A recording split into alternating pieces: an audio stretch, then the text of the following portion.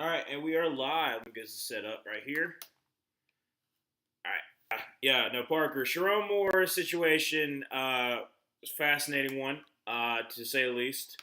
I wasn't a big fan. I mean, I'm not a big fan of Michigan to begin with, the whole child cheating stuff. But when I found out about what actually happened, I was like, yeah, yeah, no.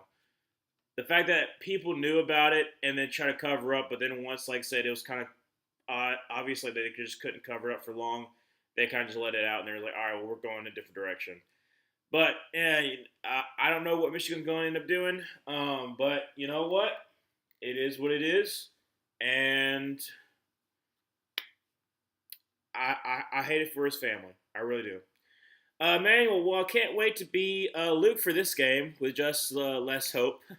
I really don't know how to feel. So many things are going against us, but Kirk Simber and the power of friendship are one hell of a drug. Too bad the power of friendship ran out of once Dijon lost the locker room week 3. Yeah. Oh, I forgot. I got to take off my do not disturb. Hold on a second. Let me do that right now. Well, all right. Hold on a second. Let's back to it and get it set up. There we go. All right. My internet is being kind of weird, so hopefully I don't be too off. But first down, Tim in the 45-yard line, shotgun formation. Get the first down, gain about 12 yards there, push back. Jesse Bates was pressured by Jalen Walker. Will be interesting to see this Falcons pass rush. Like I said, I'm thinking the Bucs will win. I'll be surprised they don't. Love for them to lose, but I don't know if I don't know what's going to happen. I don't know if the Panthers will be that lucky. The Panthers aren't going to be that lucky. First down, Tim, at the 44, looks like. No, they're going to be at the 45. Yeah.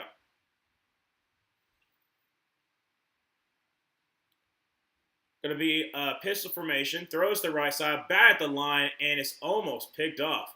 It is. Also, speaking of London, I forgot Drake London's out this game, so that's not great. Yeah, he just put it all pop in there. More than likely, no one's going to give him another chance. Hand off to Bucky Irvin off to the right side and gets nothing. Great job there by the Falcons. That's going to be third down 10 right at the line. If I had to guess with Sharon Moore, it would truly depend on a lot of different factors. But how long he's going to be jailed for basically assault. And also, like I said, there's gonna be somebody that gives him another chance. It's gonna happen. So I don't know if he's ever gonna. He might not be ever a head coach again. How about that? He might not ever be, but he probably shouldn't. Baker Mayfield for throws. That's gonna be way off target. Who's he throwing to? He threw basically in between Mike Evans and I think I'm trying to think who that was in slot, but nowhere near anybody. It's gonna be fourth down and 10. Got to punt this ball away. By the way, they're having their old throwback. So you got the creamsicle. He threw it kind of in between Ibuka and Mike Evans. So I don't really understand what that was all about. But I'm here for it. You saw it on the first drive. Let's see what the Falcons could do. And it's going to be a punt. It's going to be down. Nope. Yep. Nice job. Down at the 1. So, down to the 1-yard line. First down 10. Well, actually, no. They're going to say the 2-yard line. For the Falcons. 12:33 left to go in the first quarter. Defense is hooping. Can't wait to see how the offense goes 3 and out. Well, you never know. I mean, like, maybe you have a turnover. And it's not 3 and out. So, yeah, it could be different. I'm just hoping to see some good football. That's all I'm hoping for. Well, I'm hoping for a Falcons win, but that's way out there. But I'm just hoping for any kind of anything at this point. I didn't know J.C. Penney does that. Oh wait, no, actually that makes sense. So J.C. Penney and Carnival also is owned by Shaq. So in a commercial for J.C. Penney, he's probably using I might be wrong on that, but that's what it looks like. And then they get exposure while also doing shows for him on Carnival. That's actually a smart idea. I mean, Shaq has been, and he's been rolling it with a lot of his businesses. Um, like Shaq is more than likely going to be able to own a team in the next couple of years with his many business decisions he's making, wise business decisions he's making. Um, beautiful punt. Team so bad it got me learning special teams. You know what? Special teams, important aspect of it. I was just talking about it with talking about the Panthers video. I have a Panthers video coming out.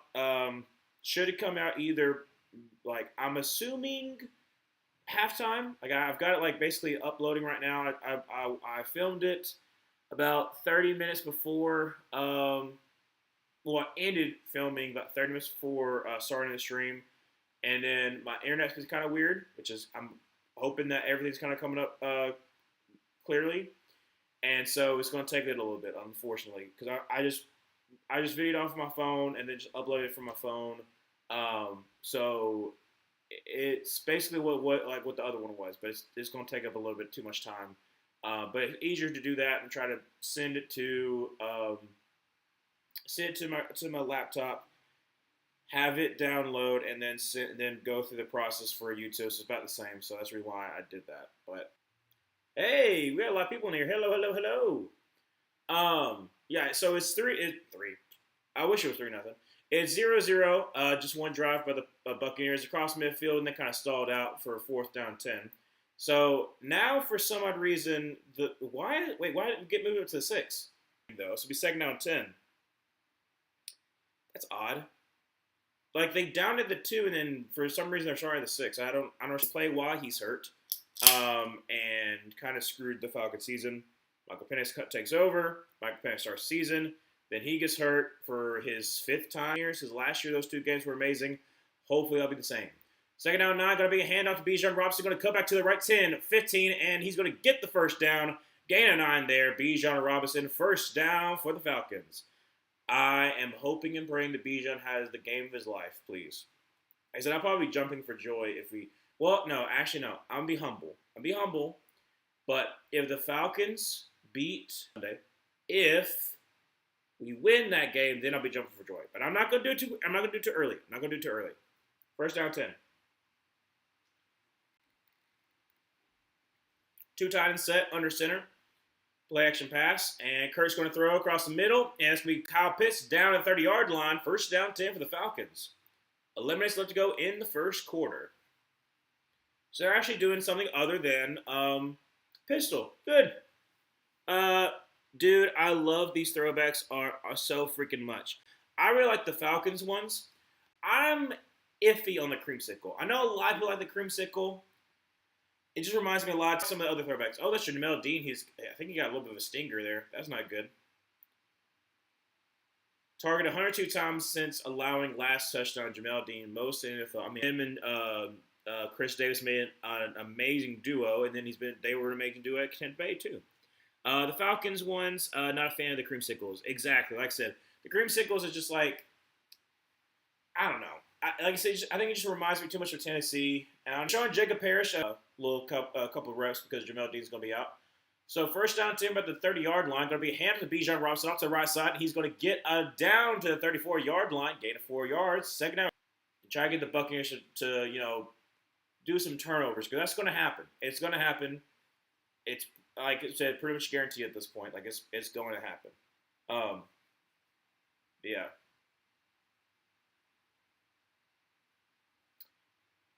I am wondering, this is the other thing I'm wondering, if my prediction will come true. There's a possibility my prediction could still come true. Drops back a pass and throws up to Bijan Robinson. He's going to try left side to the 35 to the 40, up to the 45, 50, and out of bounds about the 50-yard line. Bijan again having an amazing day, and I hope he continues as the Falcons. Oh, there's a flag. As Falcons make it across the midfield. What is the flag? Also, I like the fact that we're not just sticking into pistol. That's nice. We're actually moving a little bit for Kirk. I think it's on the Falcons. Let's see. It's on Kyle Pitts. They waved it off. All right, we're good. We activated Chris Blair from the P Squad. I hope this means Davis Stills becomes an urban legend in Atlanta. Hey, you never know. He is technically, I don't remember if he still is, But I think he is the has the most receiving yards in a high school career. I think he still has that when he played at West Virginia. The first down today for the 44 yard line. Going to be Hannah Tyler, who gets up to about the 46 yard line, get a say 3 yards there. Second down and 7. But yeah, I really like the old school Falcons logo, like the big old black wing. I don't know. I like that one better than the other one. The other one is like I don't know. I don't want to say more corporate wise, but it kind of feel like that way. You know what I'm saying? Like the newer one is not as I don't know the best way to put it. I just like the other one better. I don't know. It looks more like a falcon. Two for the out for his arms. He bald headed. I'm sorry, Jamel. They got your hair. Tampa will do that to you. I mean, I can't say much. I probably should shave my head, but I'm not doing it until I turn 30. 8:18 left to go in this first quarter. This formation with Tyler in the backfield. Going to send Bijan Robinson in motion. That is an offsides. Absolutely. Good Lord. Is it offsides or is it a false start? Because I saw like a false start by Wilkins season. Oh yeah. Oh yeah. Okay. Okay. I just saw like I saw like the orange sickles move first, so that's the reason why I thought it was the offsides, but no, it is a false start. So third down 7. Jamel Dean is back out there. 7:43. Shotgun formation. Bijan to his left. Kurt and another false start. Good. Yaya Diaby. It's either Yaya Diaby or it's Jake Matthews. Depends on who they're going to call it on. Please make go back to third and 2. That'd be hilarious. False start and then offsides. Come on, it does not take that long.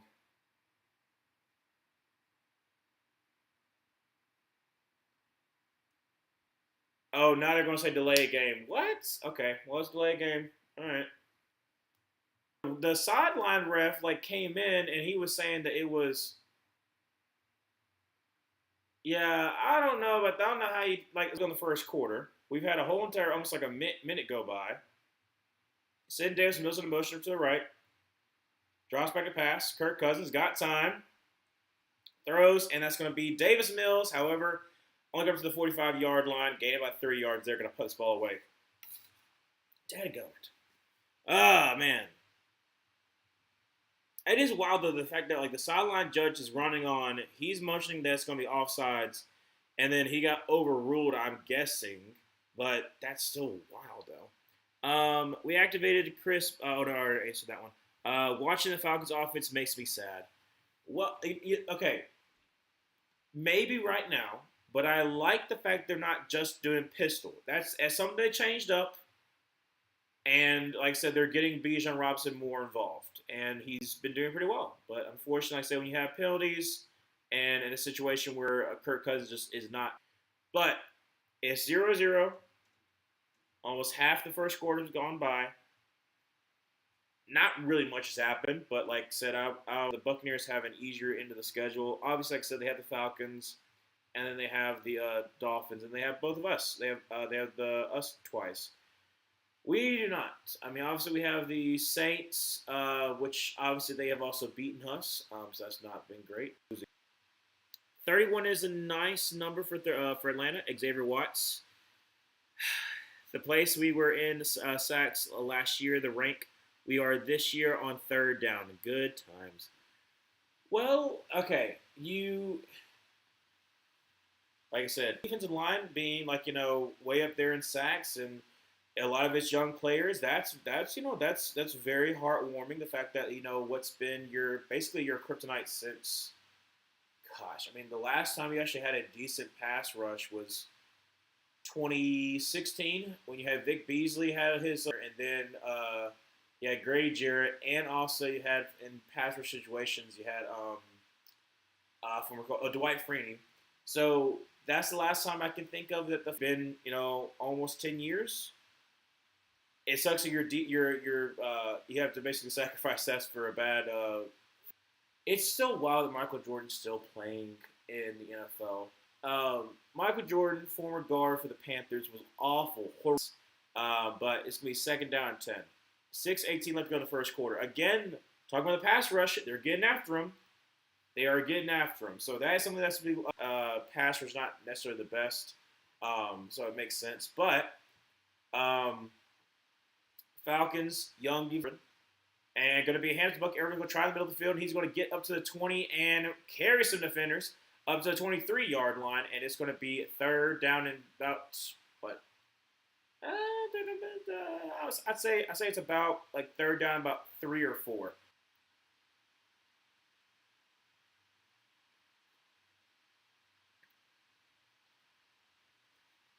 They're talking about how the yeah. I'm glad they didn't call it. Baker Mayfield will mean shotgun formation, run back to his left. Third down 3. Drops back a pass, gets some pressure, and is going to avoid the sack. And now going to sit back at the 17-yard line. It's going to be Caden Ellis. And then, nope, there's a flag, actually. Hold a second. About to celebrate, but no, we got a flag. Oh, my gosh.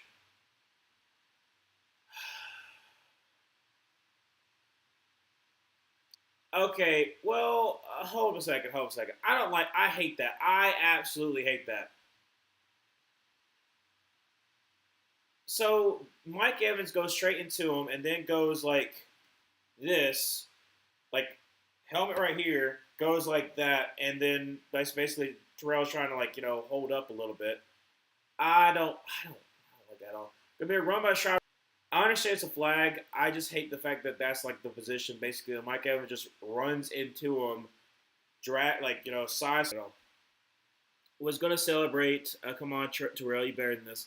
Like I said, I understand it. I understand like being upset at Terrell. I also don't like the fact that uh, it seems kind of like more so Mike Evans trying to get that pass interference.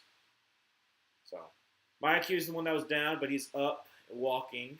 He is kind of walking a little bit of limp, though. Oh, okay.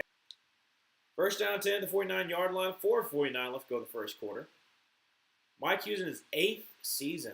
So he's got to be in his, 29 year. That's nice. Go on him.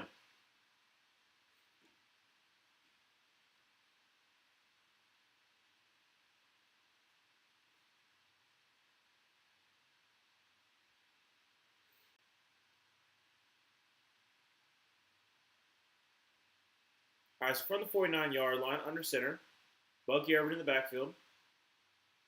Baker Mayfield's checking to the line.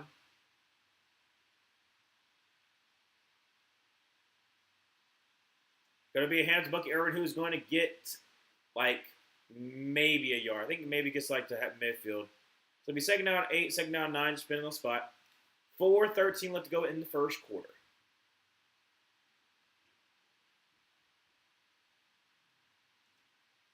That is a beautiful beard.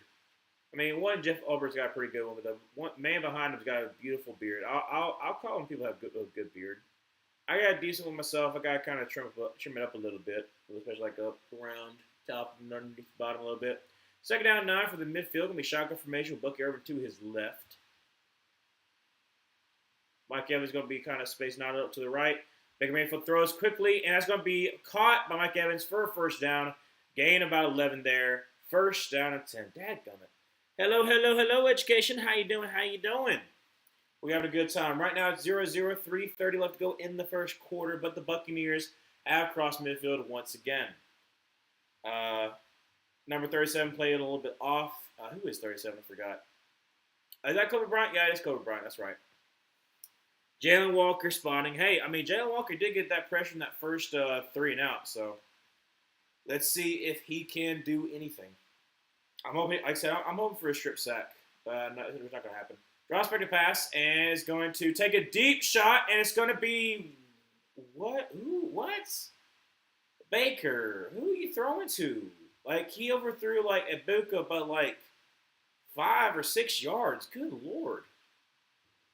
All right, well, gotcha. Yeah, I'm hoping for this to be an interesting game. Obviously, I said I think the Bucs are going to win, but I do put the Falcons to make it a little bit easier for the Panthers, but that's not going to happen. I'm saying it's not going to happen because I'm hoping it does. down the 38-yard line. Baker, is going to get a sacked back at the 44-yard line, and that's going to be none other than James Pierce Jr., the one you gave it that first-round pick for. So, great job there. Be third down and forever. 2:43 left to go in the first quarter. Third down and 15. I mean, like I said, Baker was kind of like just like, I mean, eventually you're going to get caught. You can't run away. You can't run around forever. You're not a gingerbread man. I wonder, does it? You know what I'm saying? I mean, it might be weird, but like, I don't know, running around for forever. Oh my gosh! On 3rd and 15, there's a flag though. On 3rd and 15, Emeka Buka gets the first down, gains 20 yards. However, Falcons defenders and Baker are pointing in the opposite direction, saying that they're the flag. I don't know what the flag is on. It is on the defense. Okay, well, it's on 3rd and 15. You gain 20 yards. Ridiculous. AJ Terrell again. Right here. Oh, yep. So AJ Terrell was like, oh, he pushed off. No, you wrapped around it. AJ, bro, you can't be doing. Okay, well, it's first down and 10 for the Buccaneers. Got it on 3rd and 15. From the 20-yard line, shotgun formation. Roderick to his right. Draws back to pass, and Baker is going to throw across the middle, and that's going to be caught. And they're going to say down to the 1. I would just say, oh, well, now they're going to say touchdown. Well, that's weird. Now they say touchdown. All right, well, I guess they're going to say touchdown. Like, well, we'll just have the review say that if it is or not. So McMillan does get a touchdown. So, hey, he's back. Gets a touchdown. Kind of an odd way they did it. So he got hit by Xavier Watts. I don't know. I was like, I don't know if he actually got it. It's pretty close. Where does his butt hit? No, that's not a good spot. The other spot's good. So his butt, in slow mo, you're just seeing like everything just jiggle around. That's just kind of funny. But yeah, McMillan's the one who catches the ball to score a touchdown. It's kind of close. I don't know if they're going to reverse it, but he got absolutely laid by Xavier Watts. I'll tell him that. Yeah, 136 up going in the first quarter. I think they're going to confirm the touchdown. Terrell, yep. Yes, no, maybe. Yeah, I don't know. I just 3rd and 15. I mean, it would have been a first down anyways. Could have been a holding, but still.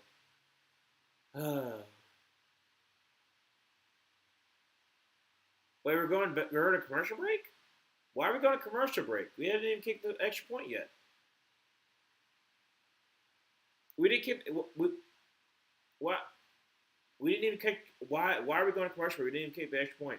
So I guess after the extra point, we're going to kick off and then go to the next one.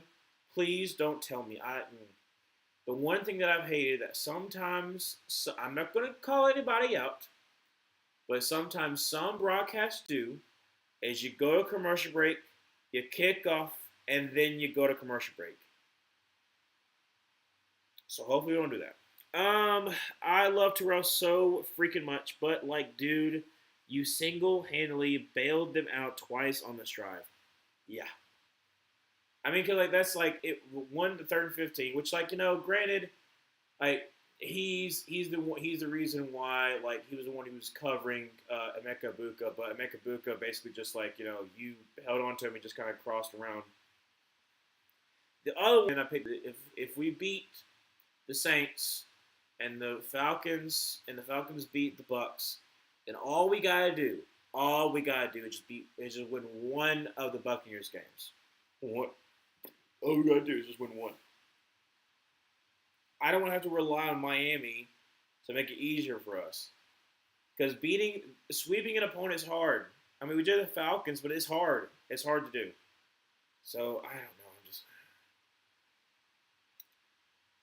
I want us to go to the playoffs. So short. Hey, they're marking them short. We still have a chance. Are they probably going to oh my gosh. Literally like that much. Baker Mayfield could honestly just like kind of sneak it in here. All right, so two tight ends to the right, Baker on the center, and is going to throw for a fade and knocked away by AJ Terrell. Hey, there we go. It picked it off. Oh, that would have been hilarious. Oh, that would have been hilarious. Imagine, imagine you get all the way down there because AJ Terrell gave you free first downs, and then you try to go after him, and then he just picks you off in the end zone. That would be hilarious. Um, in the words of Les Snead, F them picks, 6 sacks in 6 games, most since Michael Parsons. Fair. Longest streak since Michael Parsons. All right, so we got Vita Vea in at fullback. Good Lord. And going to be a handoff, and that's going to be Sean Tucker gets a touchdown. You give it to Sean Tucker? All right. Well, they gave it to Sean Tucker. He gets a touchdown. I mean, he just basically just ran behind Vita Vea. I mean, why wouldn't you? Oh my gosh. When Vita Vea was coming out of Washington, I loved him so much for getting him. Tristan Wirfs, dude, the Vea, I mean, just like, he's coming in like this. Not even blocking, he's just like, I'm just coming in like this. All right, well, kick is up. Please do something.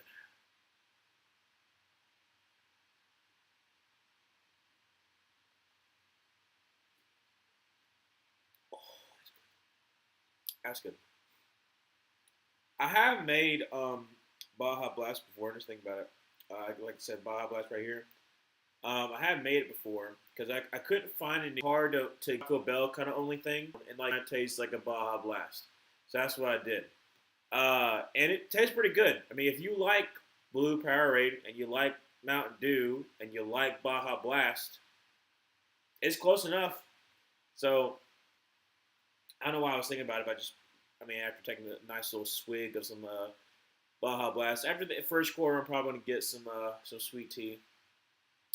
I don't think he's injured. I don't know if he's injured or not. Going to be a fair catch ball in the end zone. So that's going to be a first down 10 for the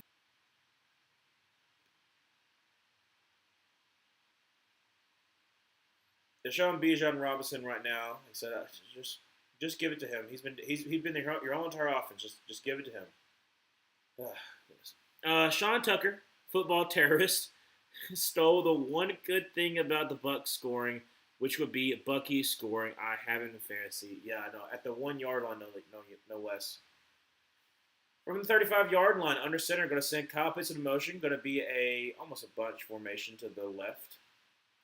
And going to be a flash to pass by Kirk Cousins. And he's going to throw, and that's going to be caught. 50, 45, 40. And why did Kyle Pitts fall?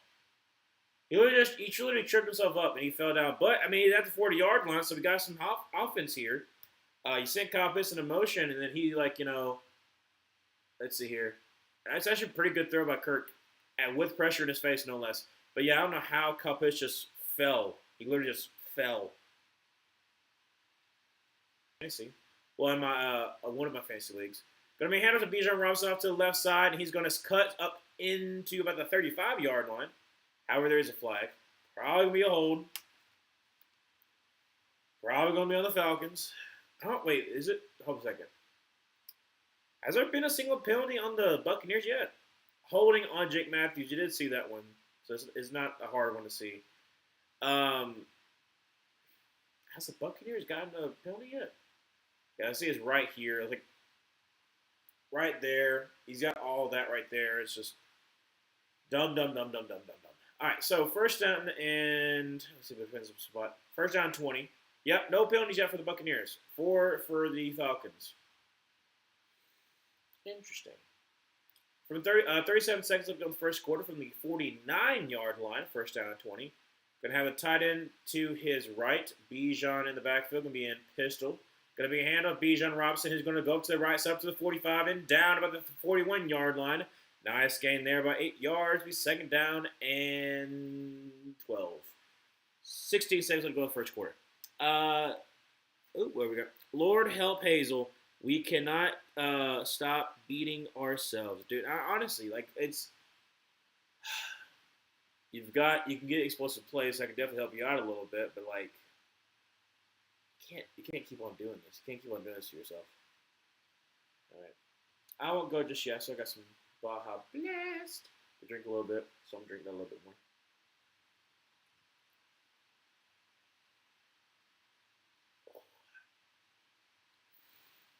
Some kind of Baja Blast hits. I mean, it hits really at Taco Bell. There's a couple of drinks you have to have when you go to restaurants. We're a restaurant. I'm talking about fast food. Okay, I'm just gonna say I know. If I say I'm going to a restaurant. Insert name here. Um, but I don't know. Like a Sprite at McDonald's hits. Sometimes sweet tea at McDonald's hits. A Mickey D's sweet tea. Um, but sometimes that's like really syrupy, but not like the good kind of syrupy. It's like the bad kind of syrupy. You know what I'm saying? Like there's sometimes where sweet tea can be this kind of syrupy that's like, oh, it's giving me diabetes, and there's some kind of syrupy that's like, this tastes like it's not real. I don't like that kind of syrupy. Like there's a burger barn in Auburn called Sheila C's, and it's all a la carte. It's I mean so good. It's a little more expensive, but it's so good. And their sweet tea will give you diabetes. Like it's amazing. It's kind of syrupy, but it's good. Sometimes other ones, you know what I'm saying, can be like, I don't like the way this tastes. Like I don't like the way that I'm drinking it, and I feel like I'm like feeling slower because of it. Not slower mentally, but just like like this is slower mentally, like that kind of slow. Um, I don't know. I might be alone in this, but that's how I feel. Sometimes sweet tea. Sweet tea is an art form. I will say it. Sweet tea is an art form. The right amount of sugar, right amount of mixture of water, right amount of like time allowed it to be seeping that tea bag, and I'm pretty damn good making it. I tell you what. Another thing I was thinking about too today. Um, One is the fact that I think the other reason why I don't want to make a lot of short form content is because I already don't like the way some short form content is like, where some some ornaments in a beer. That's amazing. Uh, it kind of like messes with your brain a little bit. Where like you're, I think it's kind of strange the fact that Notre Dame's pretty much guaranteed to be in the playoffs the next couple of years because of their uh, sweetheart deal. Like it hasn't even reported the fact. Oh hey there Zoe, how you doing? That if Notre Dame's in the top 12, they're in the playoffs, which is again wild. That's the case, and the fact they're talking all about this right now, it's like, dude, if you know that you are getting this deal, then why are you so upset? Obviously, you're missing up on this year, but like the next couple of years, you're set. Anyways, sorry. First down 10 from the 24-yard line. Pistol formation, and that is a false start. Good Lord.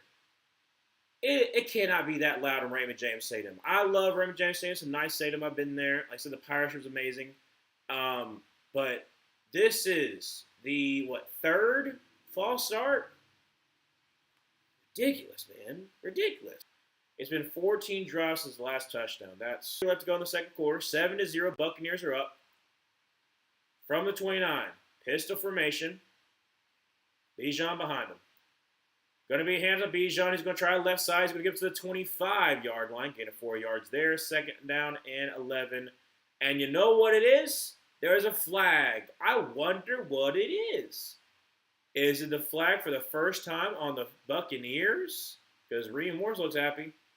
Holding on the defense. Hey, we have a flag for the Buccaneers. Thankfully. Something. And Todd Bowles looks confused like he normally does. So they called on Greg Gaines. All right, so second down and let's see. If they're second down and 11, holding on defense, push them out a little bit more. What's that going to be? I don't know. I'll just wait for a second. First down 10. Oh, that's right. It just goes back. First down 10 for the 19-yard line. Draws back a pass. Kirk is going to throw it away. Well, technically just threw it at the ground, but threw it away. Second down 10, 13:04. Flag on the Falcons. Oh, flag. Better than draws back. Excuse me. They're down 4. Please do not stall out. Please, when you're find it in your heart, Falcons. Please, Kirk, if you could, convert this third down and just find a way to sneak it on in the end zone any way you possibly can. Every single Panthers fan is just relying on you to give us a little hope and joy. Third down 4, shotgun formation, run back to his right, trips to the right. Now I'm going to send Davis Mills in motion. Davis Sills in motion, throws and to no one. Sills in motion, throws and to no one. Okay, Kirk, who are you throwing to? All right, we got the all 22 here. Who are you throwing to? How? Who? Kirk, who are you throwing to?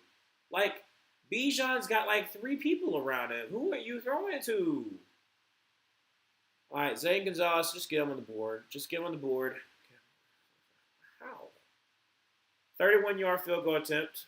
Kick is up. Kick is good. He sneaked that one in. 7-3, 12-16 left to go in the second quarter. Goodness gracious. Wait, there's a flag. What's the flag on? Hey! Yes! Flag. First down for the Falcons. Now we got a chance to score a touchdown. Please.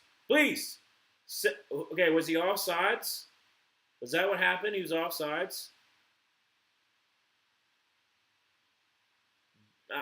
Hey, not really, but I'll take it. I will take it. It's kind of a jump.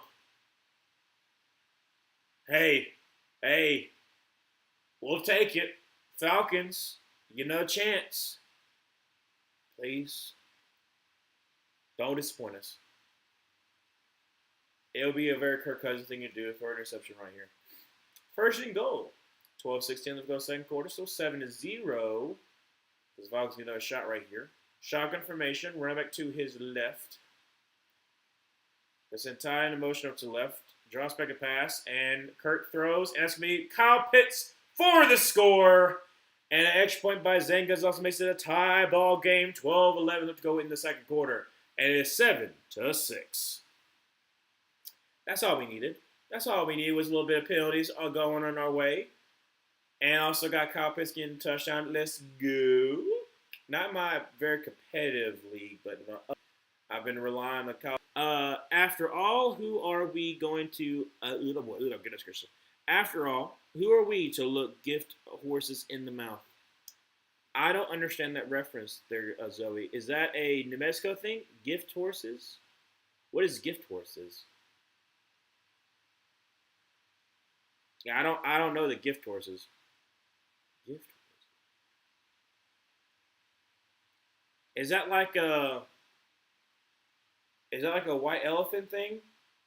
Like I don't know that much about the white elephant thing. But I know if you were gifted a white elephant, you had to accept it, and it was a hard thing to kind of keep up with because, like, say, the white elephant and where is it at when the saying is being said? I don't know where exactly the place is, but like basically it was a hindrance that you had to accept it. No, that doesn't make any sense. What the gift horses is? I'm sorry. I'm throwing a gift horses. Wait, you'll go to send the Bucs packing. Usually people say gimp horse, but gift horse is correct. Yeah. Well, they do. But yeah, gift horse. I'm like, is that like a? I mean, it makes sense. Like if you're gifted a horse, you're not just gonna look it in the mouth. You're gonna be. I guess you appreciate it. Is that what it means? Is that what it means? Like you're gifted a horse, and you're like, well, I'm just gonna be grateful that I got a horse. I don't know. I mean, we got horses in Alabama, but like it's not. We ain't got no. Well, let's see. No, we really got no wild horses. We got some wild boars. We definitely got some wild boars. I mean, that's you can thank that for DeSoto. Is it DeSoto that gave us a wild boar? Whoa. Is it DeSoto that gave us the wild boars, or is it Cortez? I think it's I don't know. One of them basically brought pigs, and then the pigs escaped, and then that's basically how we got the wild boars. Essentially, is that they kind of just made it their own. They survived, and they're awful. Not anywhere around where I was growing up, but like a lot of people like they're like they are the worst scum on the earth, and they enjoy killing them more because they ruin people's fields. They ruin a whole bunch of stuff. Those wild boars, those Razorbacks, the ones in Arkansas. Um, uh, what is that? Oh, you can tell the age of a horse by looking at its teeth. Oh, okay. I guess that. Oh, that makes sense. I don't know. I've never been. I haven't been like around a lot of horses. I didn't grow up a lot of horses. I rode a horse once, so that tells you how much I know about horses. I don't know that much. I rode it once. There was a where was it at? It was one of those things where you're like a little kid, and they have like where basically like an adult has a horse like on like the rope, and you like walk around on the horse. I rode a horse once, a camel once. That was at Montgomery State Fair. And what else have I ridden? I think that's it. I haven't ridden a lot of stuff, if I'm being honest. That's not, yeah. I shouldn't grow up around it a lot. All right, so under center, Bucky Irvin in the backfield. Going to send McMillan to motion now. Motion back out. From the 20-yard line. Going to be a hand. Bucky Irvin's going to try the middle, going to the 25 and down to the 27-yard line. So great, well, actually, not the 28-yard line. Great run of 8 yards there. Second down, 2. By the way, sorry about that burp there. So if you're buying a horse, you want to check its teeth. But if you're being given one as a gift, then it would be rude to look at its teeth. Oh, that makes sense. Because like you should be appreciative of the fact that you're being given a horse instead of basically like like oh this horse is too old or this horse is too young. Okay, yeah, okay, that makes sense. That makes sense. Second down, actually second down to 1, but like a long one. Under center, going to be a flashing pass, and Baker Mayfield is going to be sacked. Yes, sacked by number 90, and that is going to be Anyamata. Wait, hold a second. There's there's a flag. Bro, if it is on AJ Terrell again, I'm gonna be pissed. Royal AJ, what are you doing? Hey, but guess what? Guess what? This time, it's on Chris Godwin. What are we doing? And like, I know Rook is upset. He's like, dude, I had him. That's 3. 3 first downs you let up. On 3 different people, no less, too. 3 different people. How? And it ain't even halfway through the second quarter. What are we doing, AJ? It's okay. First down 10 from the 34-yard line. Shotgun formation, Bucky Irvin to his left, and going to be handed to Sean Tucker. He's going to try the left side. He's going to get up to the 40 and out of bounds. It's going to be second down about 4. It's about appreciating gifts and not being an ass when receiving them. That's pretty fair. AJ, go sit down, please. I don't want to see you for the next 2 plays playing like a bum. No, he's playing undisciplined, but yes, I agree with that. He's playing like, let's see. He's playing scared. That's what he's doing. He's playing scared. Because the fact is like, if you're like a whole bunch of grabbing, it's like because you think you're going to get beat. Just play smart, dude. Handle Buck Irvin, and guess what? That is Rook Ororo, the one who's there, who's going to make sure that he gets stopped right in his tracks. And it's going to be a loss of about 3 yards actually on the play. So it'll be third down about 5, I believe, or 6. No, 8. I was completely wrong. Sorry about that. Third down and 8. Please, for the love of all things that are holy. Okay, they're showing Baker Mayfield headbutting on the Panthers. Okay, all right, well, that's...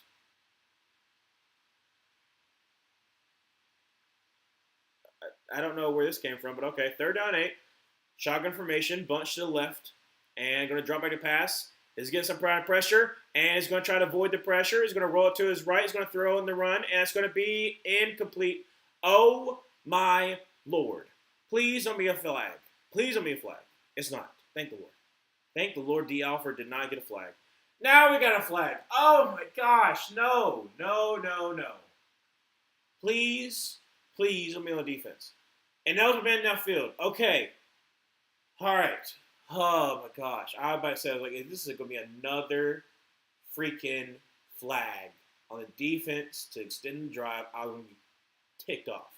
But yeah, no, it's Feeney who gets down the field because, like I said, Baker looked like he was running, and then Feeney's like, oh, I need to help block downfield. And so he's down like the 40-yard line.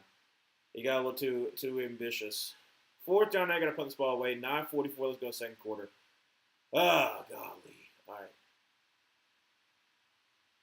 And punt is away, and it's going to be returned at about the 20-ish yard line, up to the 25, up to the 29-yard line. First down 10 for the Falcons.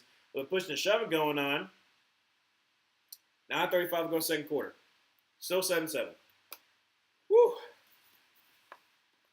Sorry, I didn't realize that idiom wasn't as common as I thought it was. I don't know. I think like there are certain idioms that like we say a lot, or like there's some stuff that might be more southern. Like for instance, now technically I only hear like old southern people say it, but my dad said it before. That'll make a fox want to hug a hound. Like it just means that it's like it's not really. And I don't know if it's really an idiom. That's just more so just I guess just it. I don't know. But that'll make a fox want to hug a hound. And that's like another one. What's another one too that my dad said before that maybe do a double take. Oh, there was one too that both me and my sister like looked at each other like I can't remember what it was, but yeah, that's another one too. I was so nervous about that flag. I know. That's what I was saying about. I was like, if it's like happening again, we're just third down and long. You're just gonna give another first down. I was gonna be ticked off. Busting out the paper bag, sticking to my sticking to my word. It says, Rich McVay makes me sad because, as stated, Rich McVay makes me sad. Yeah. After you told me like a lot, like some of the stuff that he was more involved in, I can understand why you're upset. Oh, wait, I was going to mess with tea. That's right. Hold a second. Whoops. Oh, my legs. I've been sitting down for too long. All right, let's go. Speaking for Atlanta, I'm going to get Atlanta Cup and see which one I want to do. Yeah, I'll get this one. Actually, no. I'll get this one. This thing's got Bijan on it.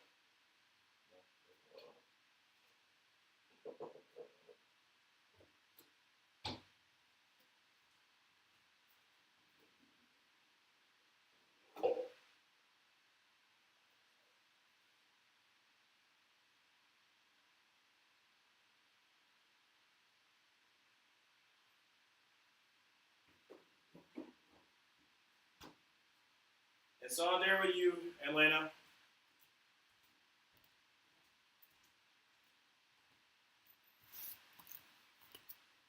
All right, first down 10. Pistol formation going to be a hand off to Bijan Robinson.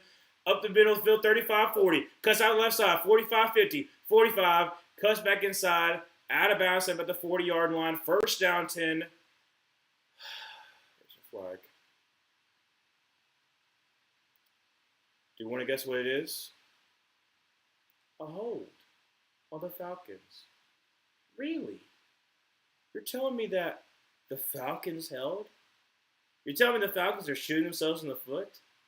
You're telling me after Got this sweet tea, this delicious sweet tea that I made. Hoping to be in solidarity with the Falcons that they want to do this to me. On Jamel Dean, the Auburn man, you held him down. I believed in you. It's okay. It's gonna happen.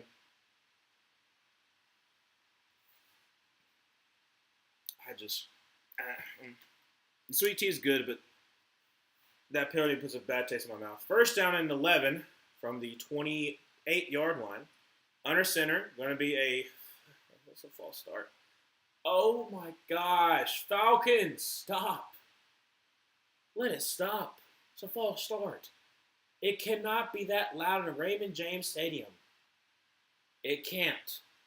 It quite literally cannot be that much.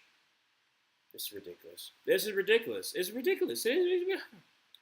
Well, you're right. I've never heard that one before. I'm sorry, Emmanuel. Oh, come on, dude. I don't know why we're doing this to ourselves. First and 16 from the 23-yard line. Shotgun formation. Two tight ends to the right, with the Bijan Robinson to his right. Going to be hands to Bijan, who's going to try the 30 up to the 35 and getting almost to make it be second down about 3. 13-yard gun by Bijan Robinson. Just feed it to the man. Just give it to him, please. It's been working. That inside zone's been working. I mean, that's a beautiful hole, too. Good Lord, that's a beautiful hole. Great job by Matthew Bergeron and Ryan Newsel. Is it Newsel or is it Newsel? I think it's Newsel. 8 rush for 55 yards for Bijan Robinson. Under center with 2 tight ends to the left. Bijan in the backfield. Going to send Kyle Pitts in motion to the right. Going to be a hand to Bijan Robinson, who's going to cut back inside and gets the first down the 40-yard line. Gain of 4 yards there. First down and 10. All right, Falcons. It's 7:50 left to go in second. Okay. You get the ball started second half.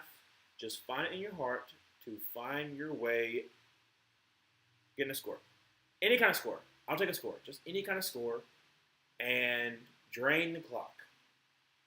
Please, please. That's all we're asking for. Is competency. I know it's in short supply these days, but that's all we're asking for. All right, so going to be under center. Going to send Darnell Mooney to motion to the left. Going to be a play action pass, and Kirk Cousins going to step in the pocket. He's going to throw across. Well, unfortunately, he's not getting to that throw. Try to throw Darnell Mooney, but basically was like a couple feet in front of Darnell Mooney. Second down 10. Now I'm putting back in Bijan, like, okay, you got a breather. You got a breather for one snap. Now go back in. We need you. 7:13 left to go in the second quarter. Second down 10.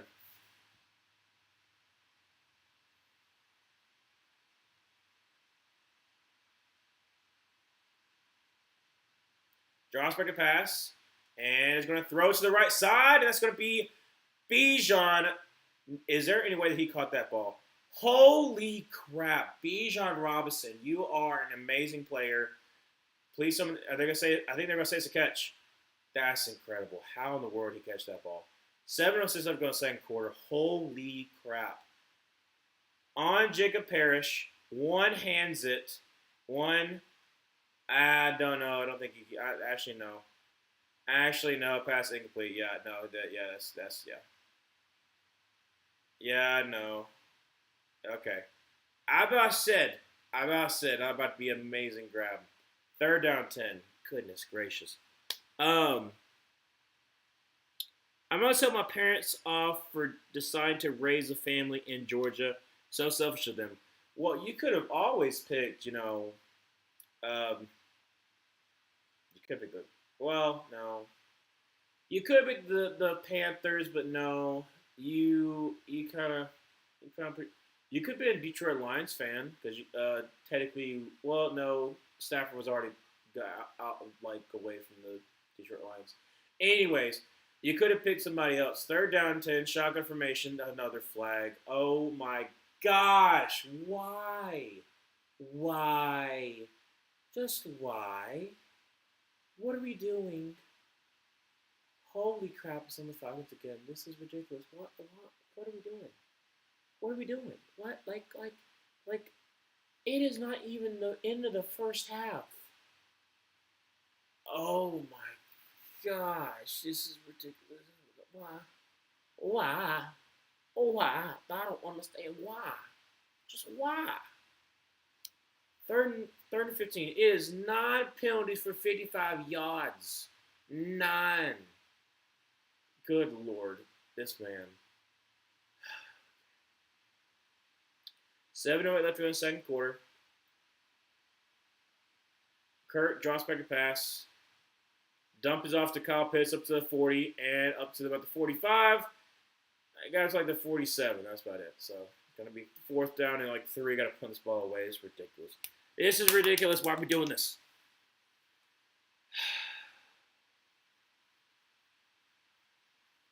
You're right, Emmanuel. He is the franchise. Wait, there is a penalty by... Not penalty. I'm sorry. So you should call them penalties. No, Jacob Parrish is an injury that's down. Jacob Parrish, the quarterback from the Buccaneers. I run out of things to yell about. It's just pathetic. And it's even not even hats on yet. I hate for my football team. I'm sorry, that's Zion McCollum. My bad. I misspoke. That's Zion McCollum, not Jacob Parrish. 6:44. Let's go second quarter. 4th down and 4. I don't know if I like them going for it. I mean, like, your defense has been playing well, so if you don't get this, you're probably kind of setting up the Buccaneers a good position. I don't know. But yeah, man, you could have picked a better team than the Falcons. I mean, heck, you could have been like a lot of my friends who became just like, whatever team was good. Okay, they are punting. Okay. Like, a lot of my friends are either Seahawks fans, Packers fans, Steelers fans, Patriots fans. Those were the main ones. And then you have like, some people who were like obviously like from the area that had family that were fans. Hey, like I got some students who are like Ohio State fans. I'm like, y'all are the biggest bandwagon I've ever seen in my life. Gonna be coming out in the end zone, 1st down and 10 for the Buccaneers. 6:21 left to go in the second quarter. Hey, how you doing there, Dobie? Hello. It is an interesting one. It's 7-7. Yeah, 7-7. Buccaneers are. What's the best way to put this? Their offensive line is having trouble against this Falcons defensive line, but the Falcons are just shooting themselves in the foot. They really are. They are finding new ways to make people upset. Me in particular, because of the fact that they just find their way. Like, what we're going to do? On 2 times in 1 drive, we're going to have AJ Terrell just gift them a 1st down because of the hold. And then another time where he gives them a 1st down on the hold. And then so many other times when on our offensive line is like, hey, we're going to false start in a Raymond James Stadium. It's not a loud stadium. It's a cool stadium. I've been there before. But, yeah, why are we false starting so much? I don't know. I want to be happy that it's still a close game and there's potential that the Falcons could upset them. But I'm upset because of the way this thing's happening. That's why. I'm straight up not having a good time, yo. One game Manuel would like the Falcons not to tank. Well, yeah. Dude, that's the one thing, too, that I will say about not having a 1st-round pick. It sucks when you're bad. When we were bad Bryce's rookie year, it was like every single loss that we were having, I had to just be reminded by the fact that a lot of people were just saying, like, Bryce is a bust, and y'all are just gifting them to Caleb Williams, and da-da-da-da-da. I'm like, well, no, he's in his rookie year, he's fine. And it was just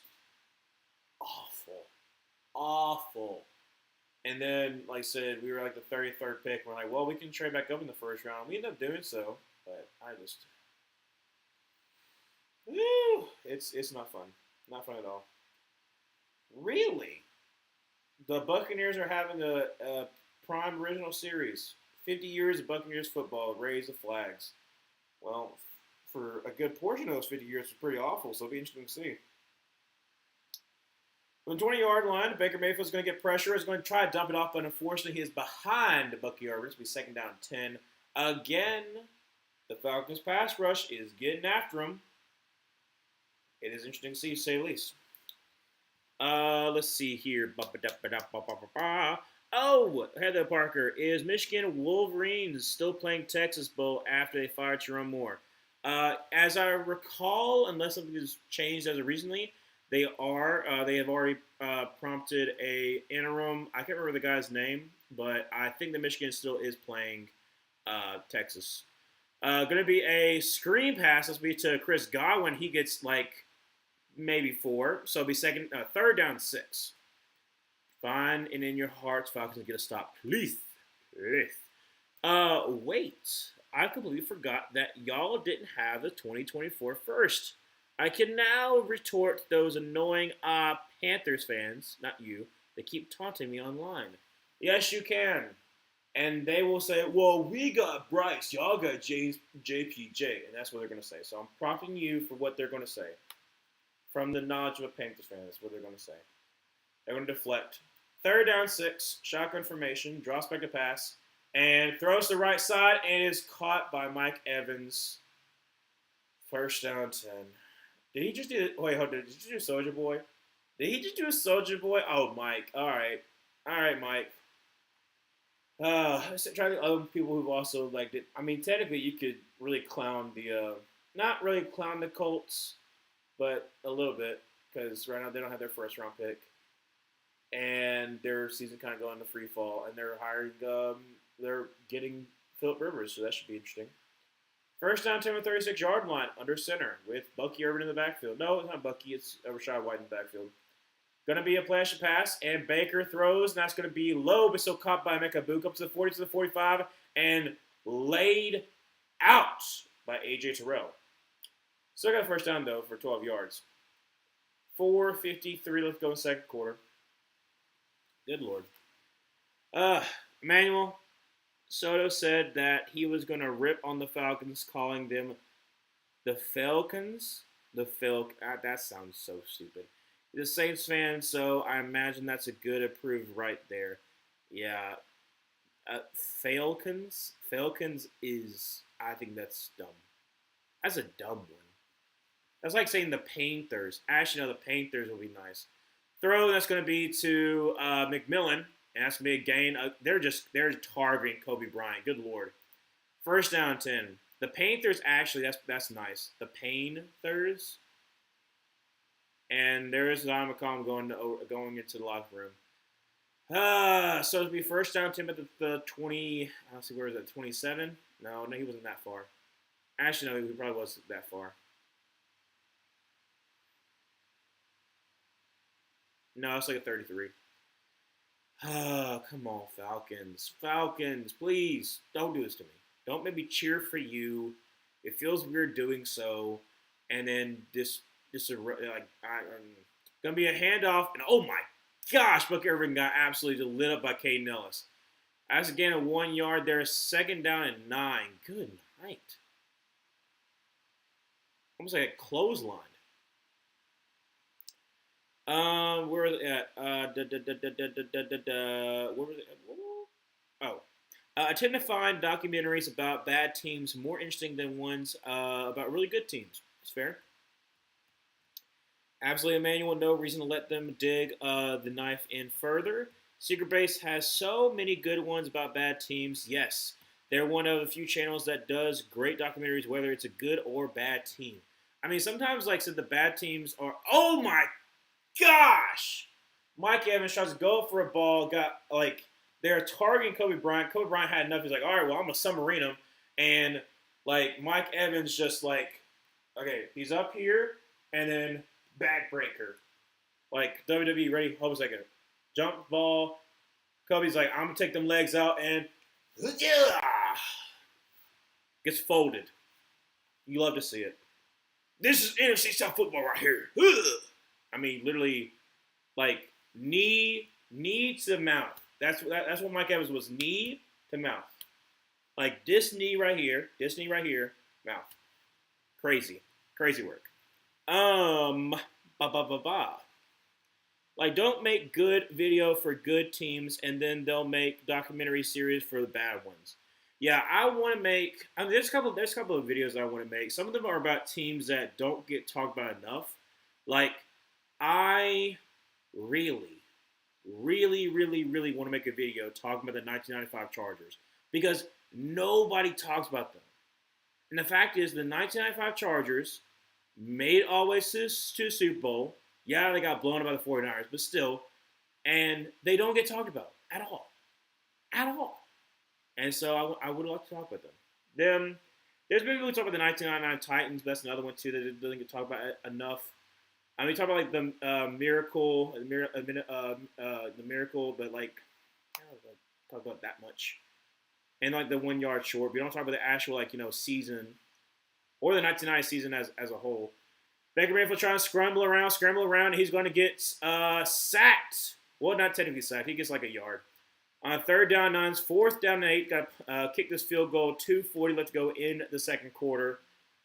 All right. Sorry, I've not really been calling this game. I've been kind of talking and going back and forth. Sorry. Where's it at? Oh, yeah. I've been begging for Kobe Bryant since week 1. I must reap what I sow. He's not been good, but who has? Fair. Where's it at? I forgot to check my lineup for week 2 of the playoffs. Ooh. I have also someone who's forgot the lineup, and they forgot to take out Drake London, so I'm looking good. A 49-yard field goal by McLaughlin, and it's going to be true, and it's going to be 10-7, 2:04 left to go in the second quarter. Where is it at? Yeah. I can't bring myself to learn about the Falcons more than I have to. Well, it would be interesting to talk about the early Falcons and Saints. Honestly, I would like to do that one too. Absolutely. There's a bunch of really interesting teams that I don't get talked about enough. Like, I think what's interesting about about the NFC South as a whole is like how that comes to be because like initially the NFL is not really into trying to go with the South. So that's why college football, especially SEC football, is like very big because they were basically NFL teams. And then you have New Orleans, Atlanta, and Tampa Bay all come up. Well, really, New Orleans and Atlanta are there, the early ones, and they're in the West, which is crazy. That you have teams that are in the West. The Tampa Bay Buccaneers are actually in the AFC, I think, if I remember correctly. I think they're the AFC because I think them and the Seahawks are the only two teams that were in the AFC and NFC championship games. And the fact that they had like such a hard time like transitioning into the league. Like they were awful at the very beginning of their what I'm looking for, their tenure as being a team. Like I mean, like the fact is, like the Tampa Bay Buccaneers hold like the longest losing streak, and it's like at the very beginning of their franchise. So there's a couple of interesting teams that I kind of want to talk about. Yeah, he's kind of hurting a little bit. They're showing him. Yeah, I mean, he literally got folded like a pretzel. Like, it's like floating chair, I should not have done that to the mic. My bad if you're listening. That was a little bit loud. First down, Tim at 35-yard line. Pistol formation. Going to send Compass into motion. Drops back to pass, and it's going to be a screen pass. That's going to be to Bijan Robinson, 35-40, and up to about the 45-yard line. That is a gain of 10 yards. First down, 10, 2-minute warning. Let's see if Kirk has a few minutes left in the tank. I hope he does. Please score before halftime. You get the ball to start the second half. I've watched a lot about the early Falcons. I might know more than you. My sister's father-in-law admitted to me that he has finally went back to the Patriots after being a Buccaneers fan. So he was like a Tom Brady. He called himself out of being a fair weather fan, which I told him if you didn't, I would have. That's pretty fair. Is the Bucs kicker dumb? We have the worst return team in the league, and they're not kicking to us. I don't know. Maybe I don't think it was windy either. I mean, McLaughlin probably was like, I'm going to kick it. I don't know. Oh, no, who got hurt? I hate to see that. So McCollum, Zion McCollum on it was a third down. No, it wasn't third down and four. They made it to be a 4th and 4. He got hurt on the play, and I think something with his knee, and so he walked back to the locker room. That's who got hurt on the Bucs. Now, like I said, Mike Evans got folded like a folding chair, like knee to mouth. And after he got upended. What he didn't really get upended. Yeah, kind of upended. Basically, had his legs taken out from underneath him when he jumped for a ball. And so that's why his back's hurting. Because one, he's an old dude, so obviously that's going to happen. But yeah. Oh, I still have some of my. I forgot. I thought I didn't have more Baja Blast left.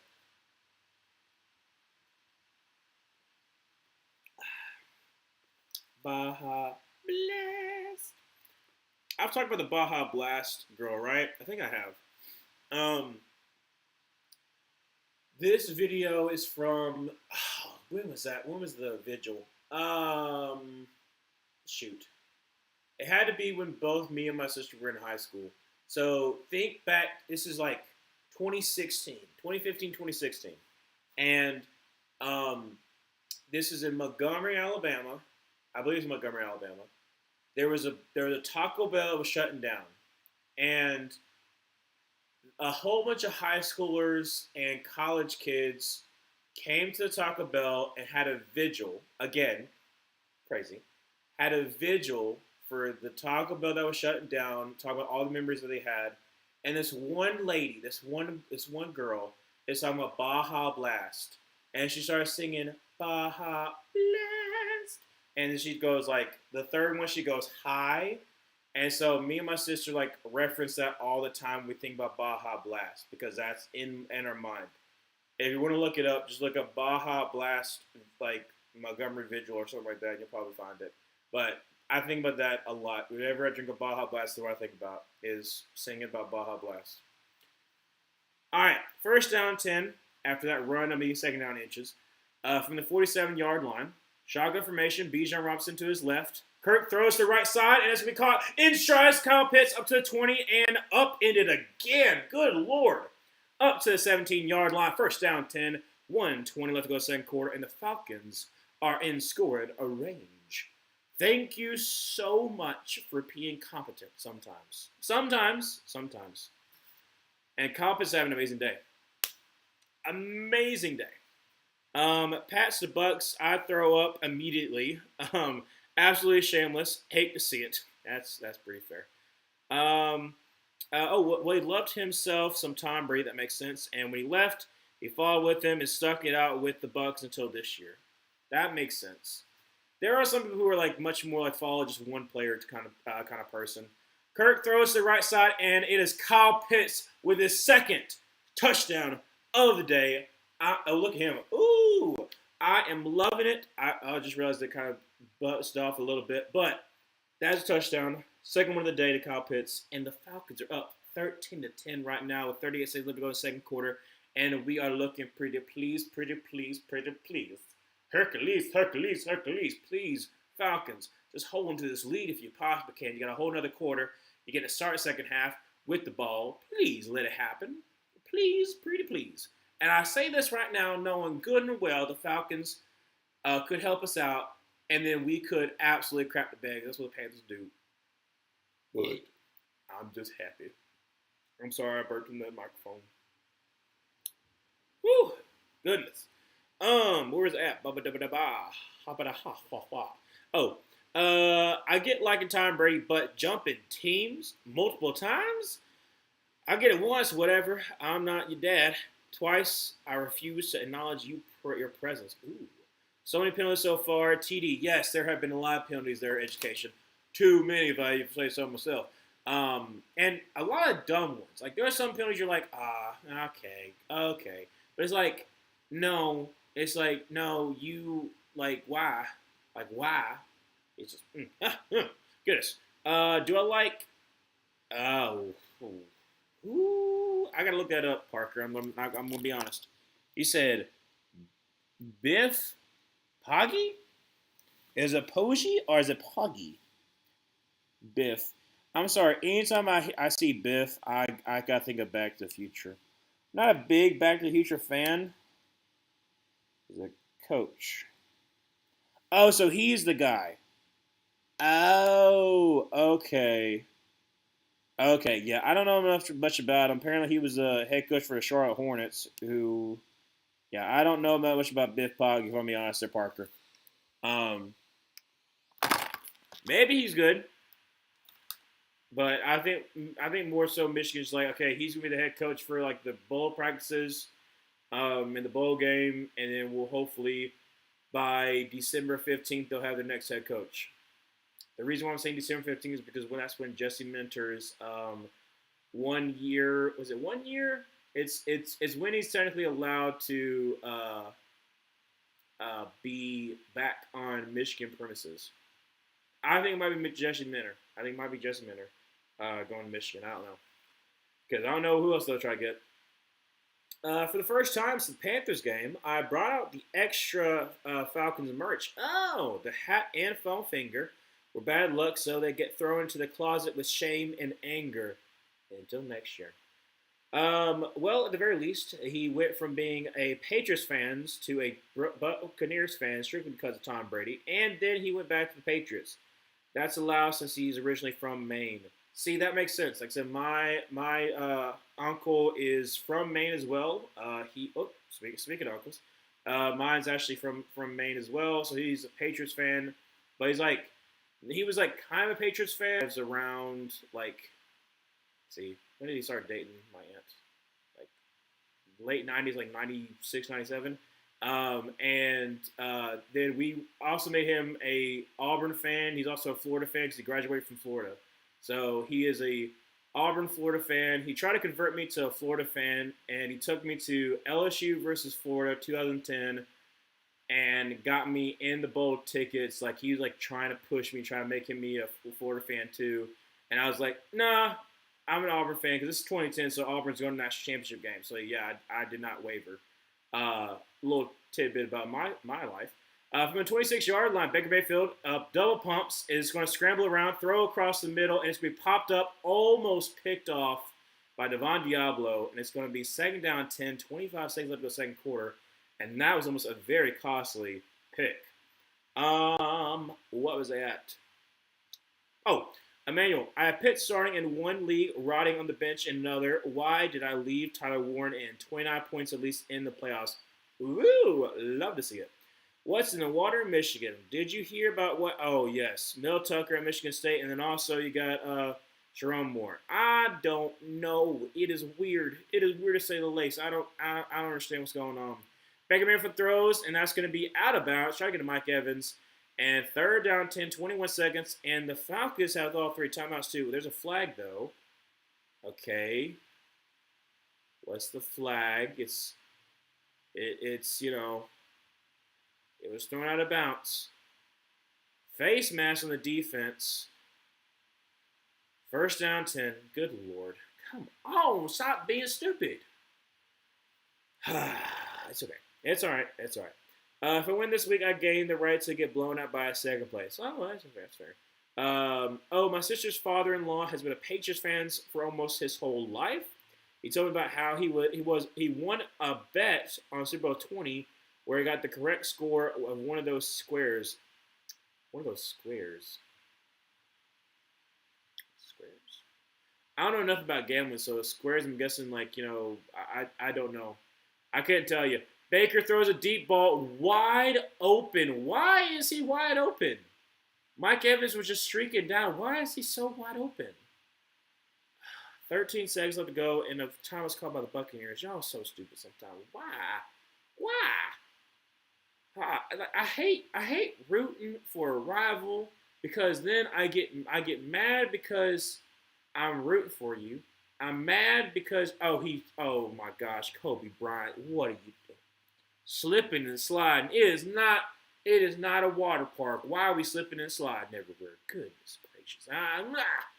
All right, from the 26-yard line, first down 10, 13 seconds left to go. 2 timeouts for the Buccaneers. Baker Mayfield drops back a pass. About to get sacked, and he is going to get sacked. Back at the 37-yard line. Again, the Falcons get to him. Thank the Lord. All right. Push me to the little difficult field goal range. Ah, goodness. That Super Bowl in which the Bears won 60, goodness, 46-10 against the Patriots. Yes, because what's interesting is that in that season, your one loss was to Miami, and then Miami lost to the Patriots because Miami had Dan Marino with the quick passing on against the 46 defense, and with the Mark brothers, like I said, made your defense look silly.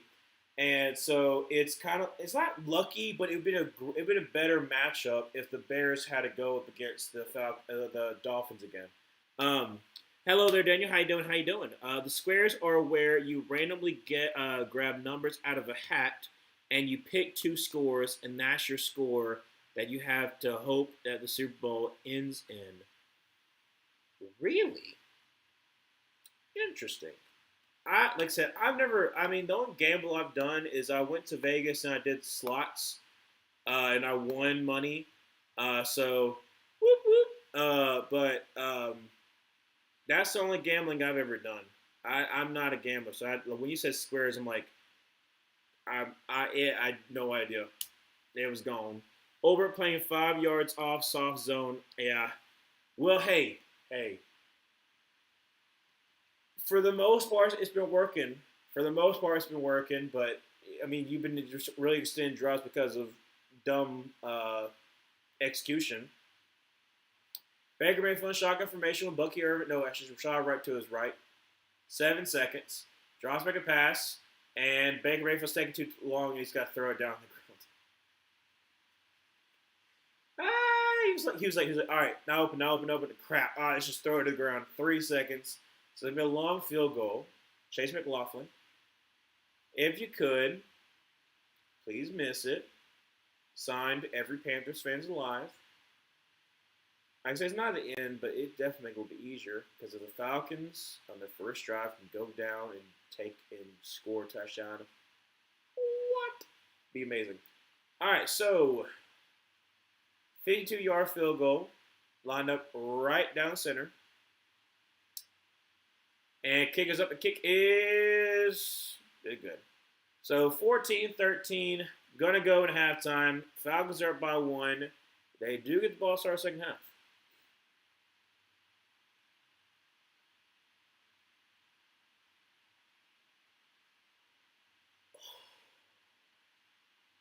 That's so good.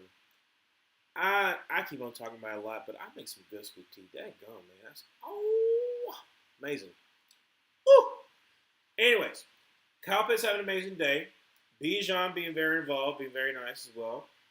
And we just gotta hope and pray they stop. It's 10 penalties in the first half. It's tied for second most in any half by a team this season. That's crazy. 10 in the first half.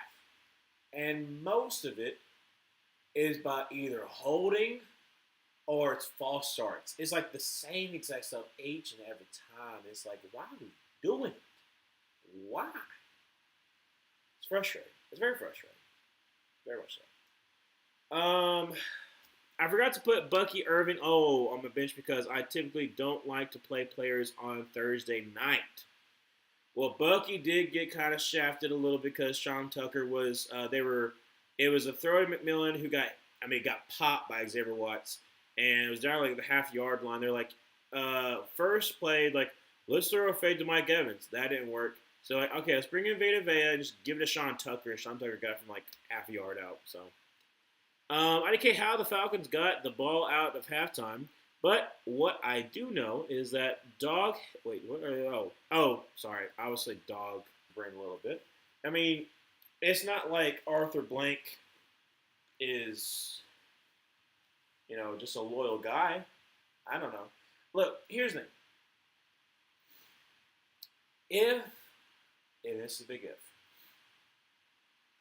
if Raheem Morris is kept as coach, the real question you got to ask yourself, Emmanuel, was, are you going to join, a fun team, a rising team like the Panthers, or are you going to just sit there with the Falcons? I mean, like, really think about this, Emmanuel.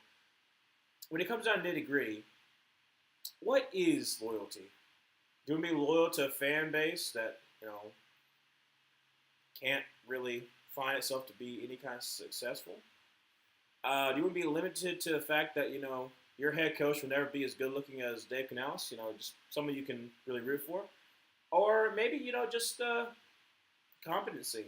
And I'm speaking as a Panthers fan. We have not been competent for quite some time, but it seems like we might turn the corner. And I don't know if you keep him, if you keep Raheem Morris, it might not be the case. So just keep that in mind there, Manuel, as you're thinking it over. Just maybe just like a little whoop, just jump ship, just whoop, just come on over to the good side, just and we could be happy together, man. We'll be happy with the fact that our team is doing well. Maybe, just saying. I love deferring to the second half, just preference, but it just helps so much with momentum. In the words of Donovan Smoot, I will put my fandom on pause. I hate him. Okay, that's fair. Okay, that's another thing too. Can you? Okay, I know the question. Answer this question. I think you can hate a coach but still love your team. Like just hate the coach. And be like, okay, I'm waiting for him to die. Not die. That's too rude. Waiting for him to leave while you're still hoping for the best for your team. Because like that's how I was for Hugh Freeze this past year. Oh my gosh, dude. I mean, y'all saw it. Y'all saw how it was. I mean, I streamed 4 in a row. Oh my gosh. Just thinking back to those streams. I'm thinking back to them right now. I'm thinking about the terrible memories. After starting 3-0, I had some hope, and I was like, you know what? Hey, Auburn's probably good this year. And I'm like, you know what I'm gonna do? I'm gonna have the availability to stream those games because I'm not gonna be busy, and I'm gonna stream those 4 crushing games that started off horribly. Oklahoma, Texas A&M, Georgia, and Missouri. All of them losing by like 1 score. Georgia technically wasn't 1 score, but it felt like it. And I just, the fact that y'all got to see how it feels to be a crushing loss by a team that just can find ways to lose in real time is something else. I don't want to have to experience that again because that was awful. Like, I want to have the same exact feeling if I'm, like, on Sunday streaming the Panthers Saints game and we somehow get swept by the Saints. I'm not going to lose it, but I'm going to be questioning everything. Not really questioning everything. More so just questioning the fact of like why we can't string 2 wins together. We haven't been able to do that since we won 3 straight with the Dolphins, the Dolphins, Cowboys, and the Jets. Let me check and see first of all. Let me check and see if my video is ready to be posted. I don't think it is, but you never know. If we weren't division rivals, I would be a Panthers fan. I would love to be able to root with you, but no, sorry, it's okay. All right, let's see if my video is ready. Please be ready. Let me check and see. Are you ready for me? Kyle Pitts, 6 receptions for like 111 yards. This is amazing. Ooh. It's taking us a long time to check and see if it's going to be ready to post. I hope so. Old man river. Sometimes it takes a long time. Come on. Show me it's done. Please.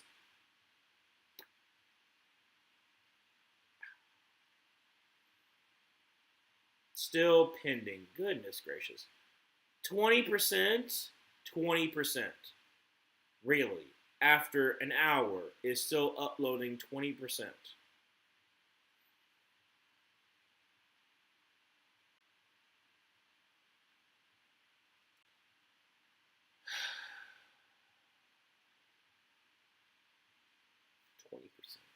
After literally, like, what? It's been 2 hours. 20%.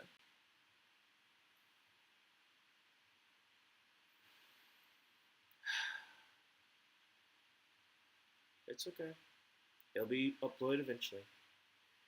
Yep, I feel that Ryan. I hated Hackett and Josh McDaniels so much. That is fair. I mean, Josh McDaniels. Well, Josh also. I mean, like, absolutely just destroying your team too. Like trading away both your quarterback and your wide receiver. Like that's. Yeah, I can understand the hatred for that too. And then, I mean, Hackett. I mean that Hackett and Russ two together was not a great combination. And we thought it was going to be, and it awful. Please lose to the Saints. I would love for you to ruin their tank. I wouldn't love for us to ruin their tank, but I'm sure you would. Oh man, if we lose to the Saints, like I said, I just did the video and I'm trying to get it uploaded, but the fact that it's been 2 hours and the 20% is ticking me off. Um, how in the world is 20% on 2 hours of uploading? Anyways, um, but yeah, going through them again, kind of reviewing like how this season's been going. Like after starting 1-3, blown up by the Patriots, week 5. We go on a run with Rico Dowdle, which is the comeback win against the Dolphins, the comeback win against the Cowboys. Both of them, Rico Dowdle is running for 200 plus rushing yards, and then we go against the Jets, and that's an awful game. And I'm like, okay, well that sucks. And Bryce gets hurt, and then we get blown out by the Bills, and it's like, all right, well. On one hand, you can look at the fact that hey, it's Dalton starting, it'll be fine. And on the other hand, you're like, now we gotta go to the Packers. We just got curb stopped by the Bills. How bad it's gonna be? And then we beat them. That's what I'm saying. That's what's crazy. And then we beat the Packers. And on a great rush performance by Rico Dowdle and a great final drive by Bryce, and you're like, hey, looky here, we're looking pretty good. We're above 500, and then we go and lose to the Saints, and it's like we give up two big plays where J.C. Horn falls down. He's in great coverage and he falls down, and it's like, okay, well that sucks, but it's fine. We'll be fine. Okay. And then I'm like, well, I don't know how good we're gonna be, but hey, I'm just gonna hope we do well against the Falcons because I'm going to the game. And then Bryce throws after being horrendous against the Saints, throws for a franchise record passing yards. Makes no sense whatsoever. I don't understand. Like I said, it like literally like nothing correlates at all. And then we suck it up against the 49ers, and then we beat the number 1 team again in the NFC. So I don't know. I don't understand where we're going. I'm just along for the ride at this point. I don't know. Like I can for sure see they're showing good sports. That's kind of hilarious. They're showing good sports right now. Kean Thompson and Kevin Hart. Every Tuesday, good sports. But yeah, I really don't. I wanna have faith. I wanna have faith that we're not gonna mess it up. We're gonna be the Saints. And we're gonna put ourselves in a good situation. But I just know this is the Panthers. This is what we do. We find ways to screw it up, and so I'm kind of concerned a little bit, just a teach bit, just a little bit. JPJ has 8 sacks on the year. Could easily be 10 by the end of the year. Can the award voters be simpletons and just vote for the guy with the most sacks for defense rookie of the year?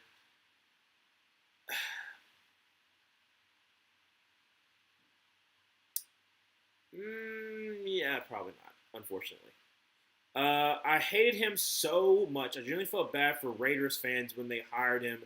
They didn't deserve that. Yeah, no. The fact too, like, oh my gosh, you got Devontae Adams to be with this quarterback, and then you're like, we're not going to have your quarterback anymore. That's what's crazy. It's like basically just like, oh, yeah, no, come here, come here, come here, come here. Actually, I hate him, and he's going to be gone. And it's so wild. So wild. Bucs got swept by us last year and win the division. What if you guys can get swept by the Saints and win the division? If we get swept by the Saints, and we still sweep the Bucs.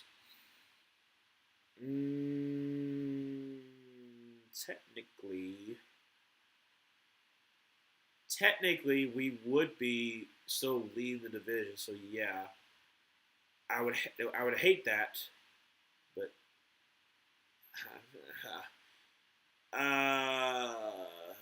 that still would feel weird. It still would feel awful being swept by the Bucs, swept by the Saints. Parker, Chiefs more than likely are out.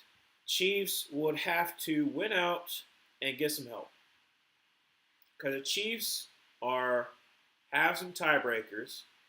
So if the Chiefs win out, obviously I said they have tiebreaker over the Colts. If the Colts try to make it to the playoffs. If something happens to the Jaguars, more likely it's not going to happen to the Jaguars. But like, you have a quality win with the the Jaguars beat you. Never mind. And then you know who the tiebreaker you have? There's no tiebreaker, but you'll probably, if you get 10-7, you could probably sneak in as a 7th seed. That's about it. Play should pass, and it's going to check it down to Bijan Robinson up to the 40, up to the 45, up to the 50, down the 49-yard line. First down 10 for the Falcons. Just give it to Bijan. But yes, Parker, you're still alive, but you're hanging on to a thread. If you lose again, yes, you're out.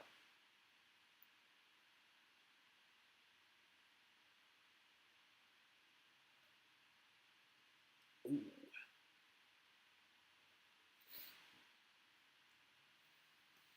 All right. So first down 10 about the 49-yard line, under center, 2 tight ends to the left. Bijan in the backfield. Going to be hand up Bijan, who's going to try the middle field up to the 45 and down to the 45. Nice tackle there. Otherwise, it would have been a big breakaway. Going to be a gain of 5 yards there. Second down and 5. Approaching 14 minutes left to go in third. Ooh, baby. Let Bijan run crazy on him. Second down 6. Kurt, what are you doing? Why are you lunging like that? That's a weird. He didn't even get on a knee. He's like, I'm just going to stretch. Second down 6, under center. Going to send number 81 in motion back out. And going to be hands to Bijan Robinson. He's going to try the left side. He's going to try to bounce it outside. However, he's going to lose about 2 yards there. That is Yaya Diaby, the third or fourth. I'm going to say third. Third-year player out of Louisville. I remember that year it was Yaya Diaby and Yaya was the smaller one. Who was the bigger one? There was 2 edgers from Louisville. What's his name? Was it Yasir? I think it's Yasir. I gotta look that one up in a second. Third down and 9 with that loss of about 3 yards in play. Shotgun formation. Gonna have tight end to help block. Gonna send Bijan and Robinson in motion back out. That should be a false start. Yep. And that's going to be, I believe, either on Darnell Mooney or Kyle Pitts. There's a false start. No, Kirk, it was a false start. It was over there by the bunch. It's Kyle Pitts. Had a great first half, and then now just, why are we having this constant problem with penalties? It's too many penalties. It's too much. It is quite literally too many penalties. Too much. Existence is pain. Life is pain, darling. So, shotgun formation with Bijan Robinson to his left. Kirk's like, it's 3rd and 14. I'm going to sling it. Probably not. Probably like a draw or something like that. No, actually going to help block a little bit. Going to send Darnell Mooney into motion. Drops back to pass. And Kirk is going to take a dump off. Going to try to switch fields. That's going to be Kyle Pitts. who's going to be tackled up to the 40 what 6 or no 47-yard line. The fourth down and long, gotta punt this ball away. Will Chiefs football gonna lose Chargers this Sunday or not? Well, the good news is if you beat the Chargers, you don't get swept by them. I think if Chris Jones has a game that he had against the Texans, you win. If. Big if. Because the Chargers offensive line is abysmal. Your defensive line, a lot to be desired, but Chris Jones has been playing amazing. And Mahomes, I don't think is going to have the, turnover problems that Jalen Hurts had. So I think there's a chance. I think I picked the Chargers to win. But there's technically a chance that you do win. But yeah, it's not looking good. All right. Holding on one of the gunners. Number 32. Oh yeah, dude. What are you doing? He took it and was like, I'm gonna take you down. Like, yeah, that's odd. Okay. It's 14-13. Falcons still up. Falcons. Stop gifting the Buccaneers free yards. That is all we ask. All we ask is that you look at yourself in the mirror and you're like, okay, I see who I am. I see the fact that I'm my own worst enemy. I'm the one who's gets the free first downs. I'm the one who's setting us up in bad situations like 1st and 15, 1st and 20, 2nd and 20, whatever it might be. And I'm looking at myself, looking at man in the mirror. Not Michael Jackson because he didn't change his ways. I'm looking at the man in the mirror, and I'm going to do better. Please, for the love of all things holy, Falcons, just make that change. That's all we're asking for. Just make a change. And stop screwing yourself over. All right. Parker, Chiefs football, lost Chargers on Sunday, lost no playoffs, right? More than likely. Yeah. Like I said, right now, I think you're what? See, what is your record? Is it 6-7? Yes, it is. So you can win out, be 10-7.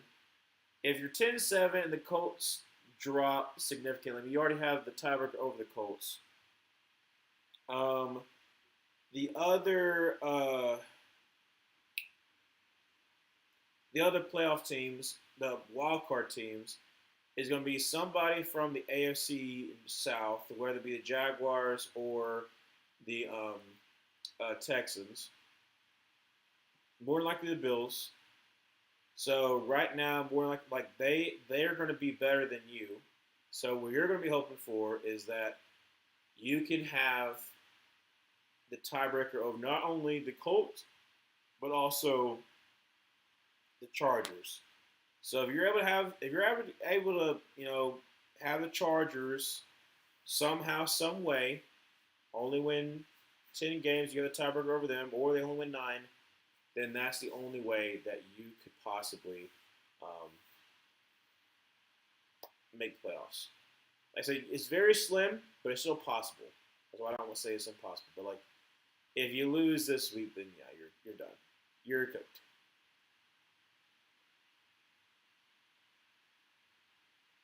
All right, second down 10. 11-15 left to go in third. Deep in their own territory because of that holding call. Look at that yardage total. 245 for the Atlanta Falcons, 185 for the Tampa Bay Buccaneers. Second down 10 for the 10-yard line. Empty set for Baker Mayfield. Drops back to pass. Is going to throw across the middle. It's going to be caught, and that's going to be Chris Godwin. Gets about 8 yards there. Third down 2. All right. Falcons. 3rd and 2. Be smart. Shotgun formation. Looks like Bucky Irvin to his right. And it's going to be a hand of Bucky Irving. He's going to try left side. He's going to get the first down. Gain of about 4 yards there. First down to the 22. They had a chance. Come on, just find something.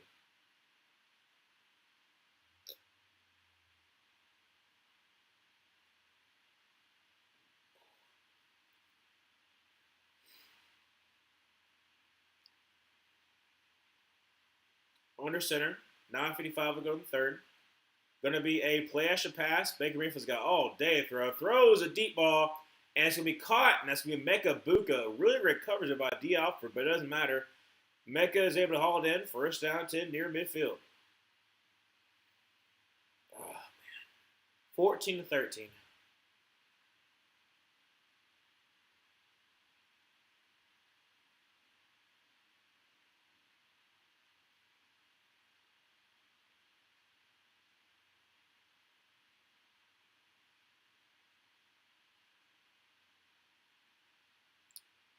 Baker Mayfield is like right at 50%. Under center from the 43-yard line. Gonna send, actually a play action pass. And takes a deep shot. Good Lord. Pick, please. Oh my gosh. Kobe Bryant on Mike Evans. Mike Evans comes down with it. I mean, it's a jump ball. He plucks it out of the air. Falcons. Please stop doing this to yourself. Yep, sorry, Kobe Bryant. They're just punking on him. Just, ugh.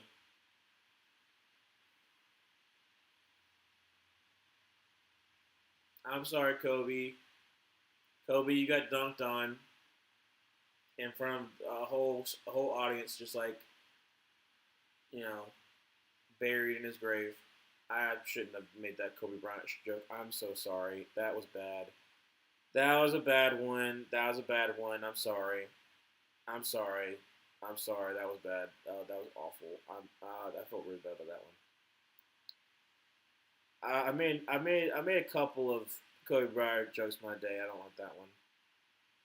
That was bad.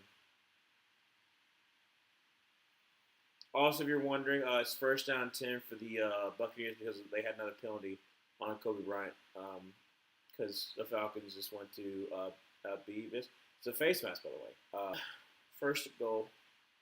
I'm not done. I'm very frustrated. 8:16 left to go in the third quarter. From the 6-yard line, shotgun formation, drops back to pass. Baker Mayfield is getting pressure and is going to slide because he fell down. That's going to give it to number 54. That's a sack. That counts. That's Brandon Dorless from Oregon. Gift wrapping Mike Evans the 200 yards a game he needs for his streak. Well, hopefully he doesn't have it against the Panthers. Hopefully not. Goodness gracious. Yeah, I had another Kobe Bryant dead joke. I could say, I guess. Back in my day, Kobe was shooting a basketball. Today it's a flight simulator. Kids say I messed up the joke too. As kids say it when they're doing a flight simulator. Shoot, I messed it up too. Anyways, I'm a little bit tired, but also I'm frustrated, so that's the reason why I didn't say all that well. But it's please, Falcons, stop being stupid. I know it's in your DNA, but just stop. Get some help. Third and goal. Just get a stop. From the 13-yard line, Baker Mayfield draws back a pass, and Nash has a clean pocket. Throws for the end zone. Way too high for Mecca Buka. It was open, though. Fourth and goal. Oh.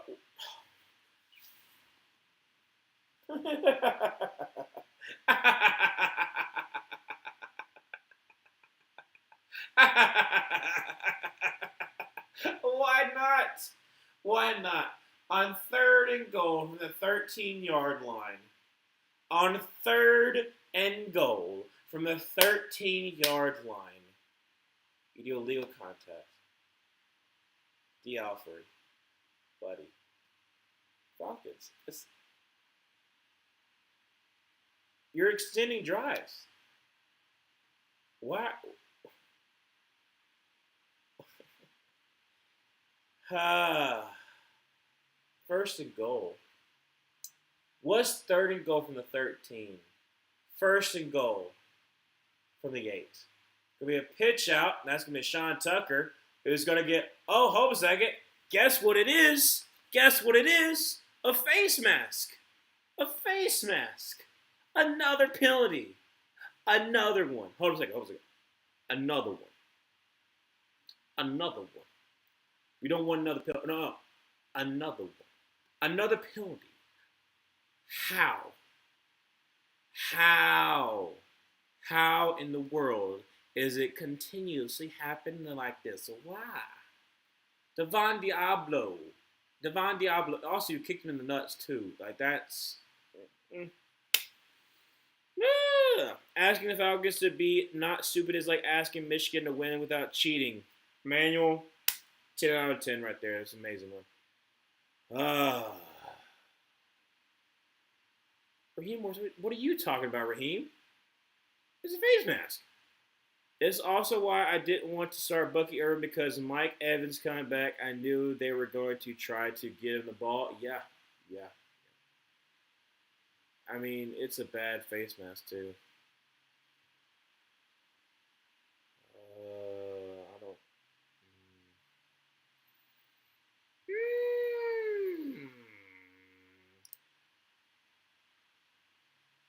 First and goal from the 4-yard line.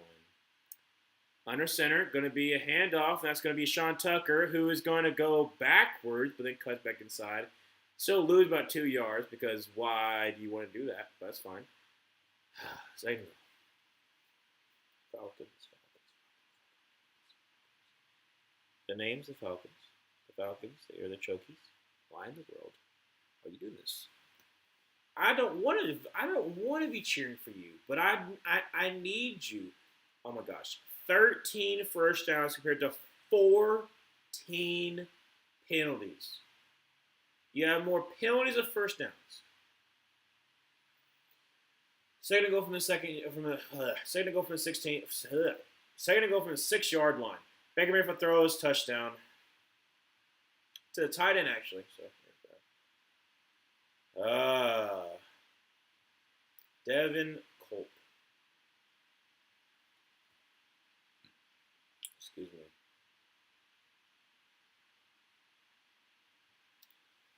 Okay. Feed him the ball. Whether or not they fed it to Culp, he's wide open.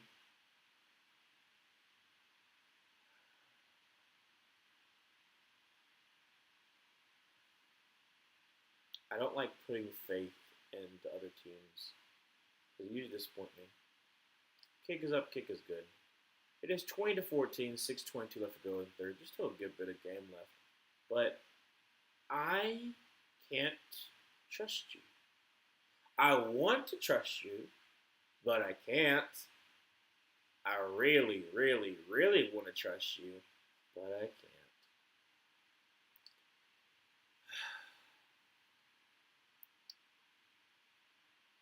Parker, are you asking me a question or are you hopeful? Are you hopeful that Tulane's going to win the national championship? That would be something. That would be something else, especially for Florida.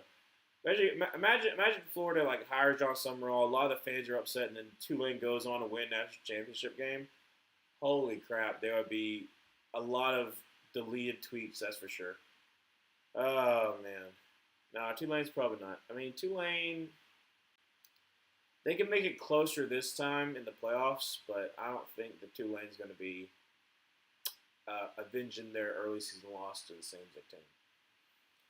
Life is so hard right now. So much things going on, and the Falcons somehow find a way to make it worse. Yeah.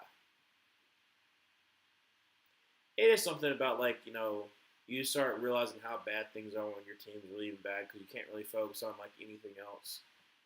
Just bad. Like Auburn football. I can make it about, my pain. Right now, my pain is fact that who I want to win is not winning. I did pick him to win. I picked the Buccaneers, but I was also hopeful. It's okay. Candy Cane Lane. I ain't see no Candy Cane Lane. So many words I want to say, and none are appropriate for this chat. Well, you can say them. I might not say them out loud, but you can say them. I went minus 2 lane one. Got Matt Forte. That is that. Hey, Matt Forte for sure, for sure, for sure. He definitely did a number on a couple of Panthers teams. Is Auburn football in a bowl game? We rejected a bowl berth, so we were 5-7, and there was I don't remember who was that technically declined a bowl, and we are looking at which word to look for, new coach and a lot of other stuff. So we decided we don't want to play in the Birmingham Bowl. One, the bowl practice is important. But like for your young guys, however, the problem is that with the new transition, it's better to focus on that instead of focusing on a bowl game that doesn't really help out as much. So that's the reason why we decided not to go to the Birmingham Bowl, because it's kind of a waste of time. So yeah, we did not go to a bowl game.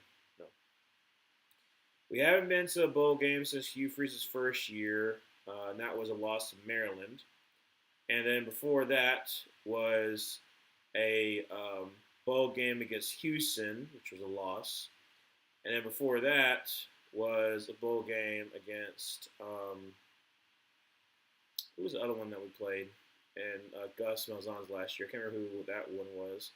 And then we lost in 2019, well, technically 2020, because that's when the game was played, against Minnesota. No, it's 2019 season. Kirk Cousins throw across the middle, and that's going to be almost picked off. Please stop doing this to me. Don't. I know it's Jamel Dean. I'm happy for Jamel Dean, but second down 10, 6-16. On somewhat serious note, I might actually cry if we lose this game in a bad fashion. There is such a clear-cut thing we need to get rid of, and we, the fans, have no power to do anything about it. Oh, yeah, you got to get rid of Kirk Cousins. I mean, that's all it really is. I mean, once you get rid of Kirk Cousins, you'll be fine. You'll be flying high. Second down 10, 6-16. I'm going third quarter, 14-20. Kirk drops back a pass, and he's going to dump it off to Bijan, who's going to make side step. Oh, my gosh. 40, up to the 45, cuts back up to the left side, it's going to be 50, and down to the 45-yard line. First down 10 for the Falcons. Just give it to Bijan. He is the man of the hour. Well, him and confidence. It means so much more than just a stupid kids game. It's community, a pastime, my money. So much I give to this team just for them to spit on me week after week, and I still love them after it. They are a toxic relationship that we all decide to hitch our wagon to each and every year. From the 44-yard line, pistol formation, drops back a pass, gets some pressure, takes a deep shot. He's wide open. Davis, oh my, Davis Seals, no, the great white hope. You had it in your hands. It was there. It was there. And you dropped it. It's a touchdown. It's a touchdown. He drops it. He drops it. It goes it's right through his hands. It's there. It's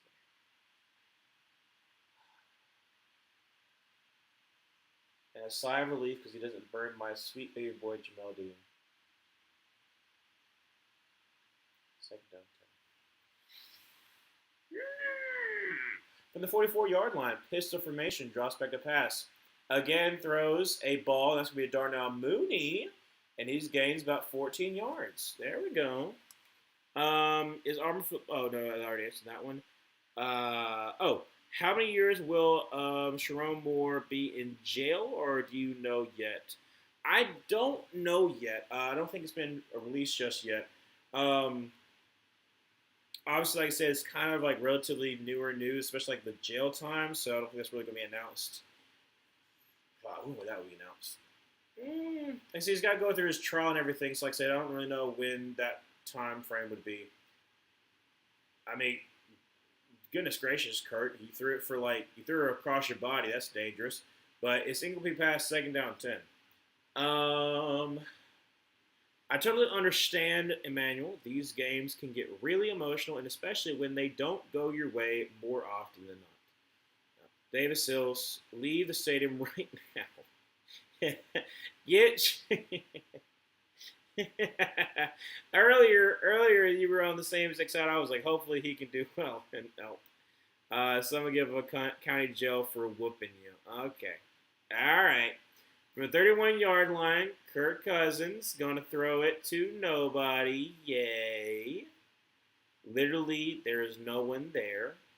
I think that is intentional grounding. That should be intentional grounding. Is this the first time we're not going to call a penalty? I think they're discussing it. Is it intentional grounding? Are we getting another penalty added to the list? Wait. Yep, intentional grounding. Back him on up, sister. You're in the tackle box. Ain't nobody over there. Like, nobody. Literally, nobody. There is nobody there. Oh, hold up a second. That should also technically be passing, roughing the passer. They hit them in the face mask. You can't hit quarterback. You cannot hit quarterback. I don't know what I'm speaking there, but literally they hit him like right here, like just give him the claw is what he's doing. And now we're 3rd and 20. 3rd and 20.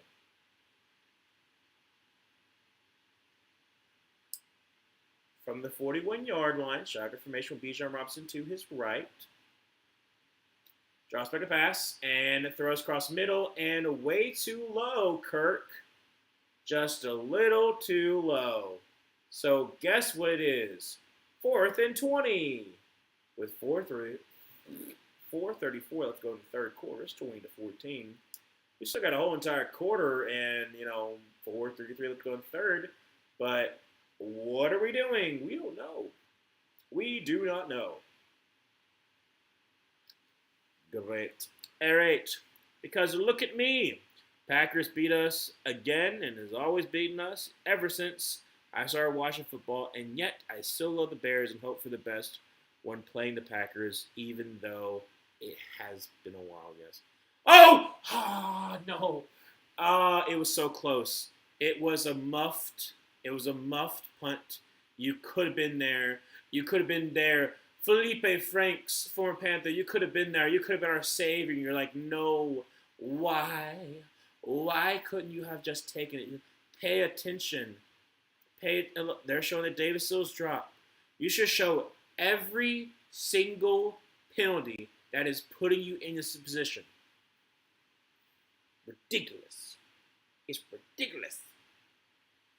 This is exactly how I was feeling last year, Emmanuel. I understand, bro.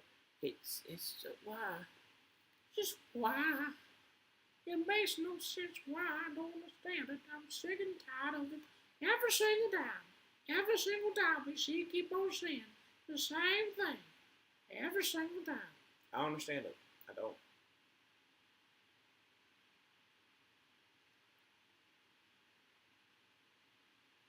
Where I can imagine a land where everything goes our way. The Falcons are somewhat decent. Buccaneers go back to their place of bottom dwellers, what we're really hopeful for. And maybe the Saints can be good. We don't really care about the Saints stuff, but I don't know. I don't know.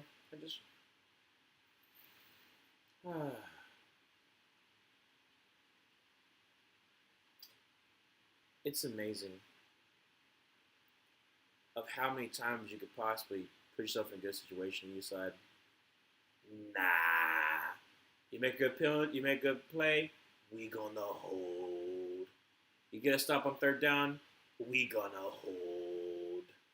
You get a little too amped up, we gonna false start. Like, I don't understand it every single time. We just decide to do something stupid. And I say we, knowing I don't care about this team, but I got to care about it right now. And it's infuriating. It is. It honestly is. You know what's crazy?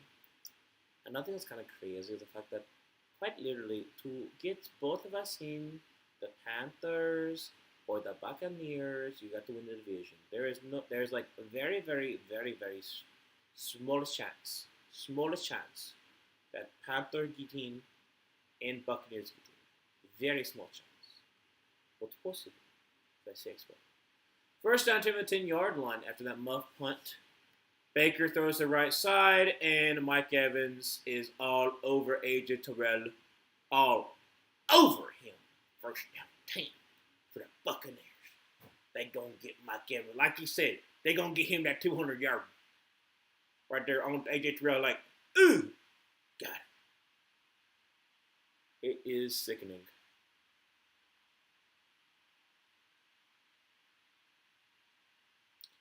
Lord, please help. Mike Evans, 5 receptions for 122.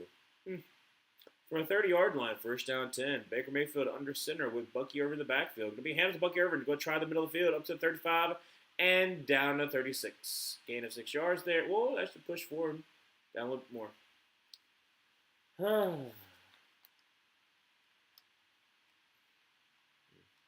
One pressure on 8 pass rushes, 1 sack. So that was 1 pressure, 1 sack. James Pierce Jr. I mean, it's Tristan Wirfs. He's been really good. So.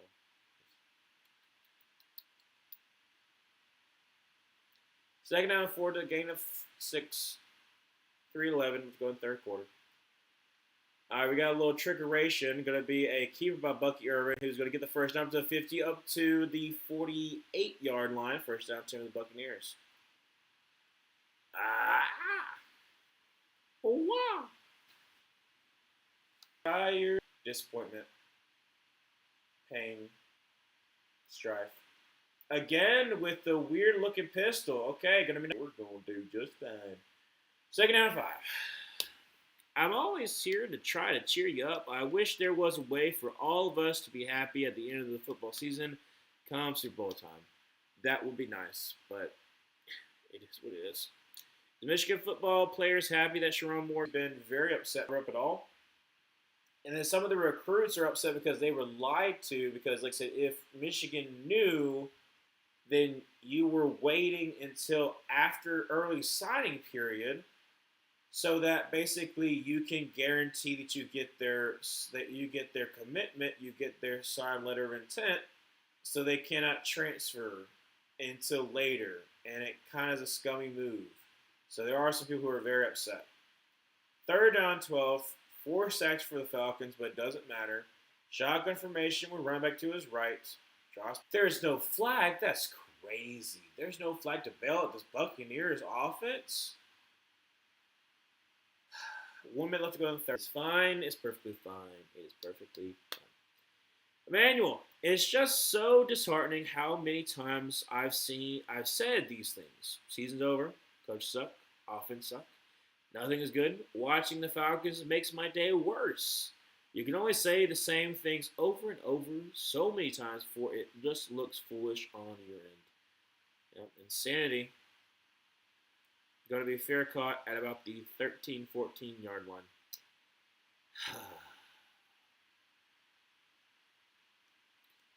Parker, am I upset about Sharon Moore? In what way? So I'm upset. I'm upset for a couple of different reasons. I'm upset, obviously, for what he did. Like I said, that is crazy behavior. One, because you messed up, because you ruined your life. You put everyone else on ease because you threatened their lives. So I'm upset about that.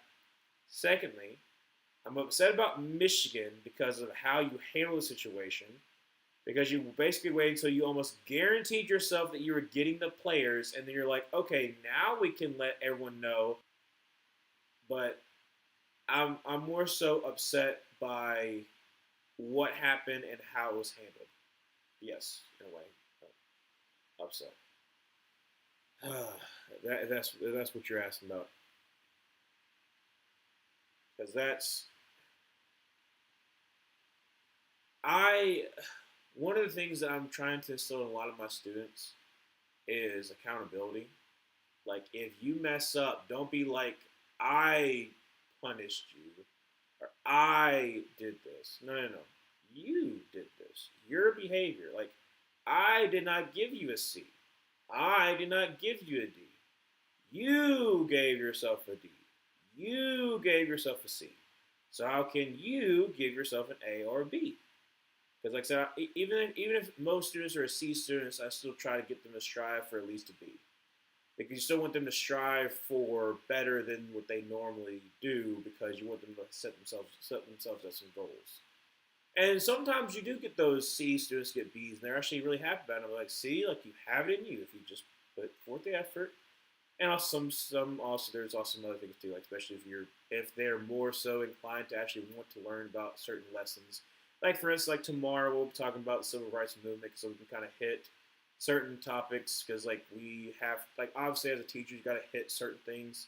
And so we'll talk about the civil rights movement. So like I know some of the students are actually going to be excited talking about that. Um, but yeah, I just one, don't be stupid. If you are going to be stupid, own up to your mistake.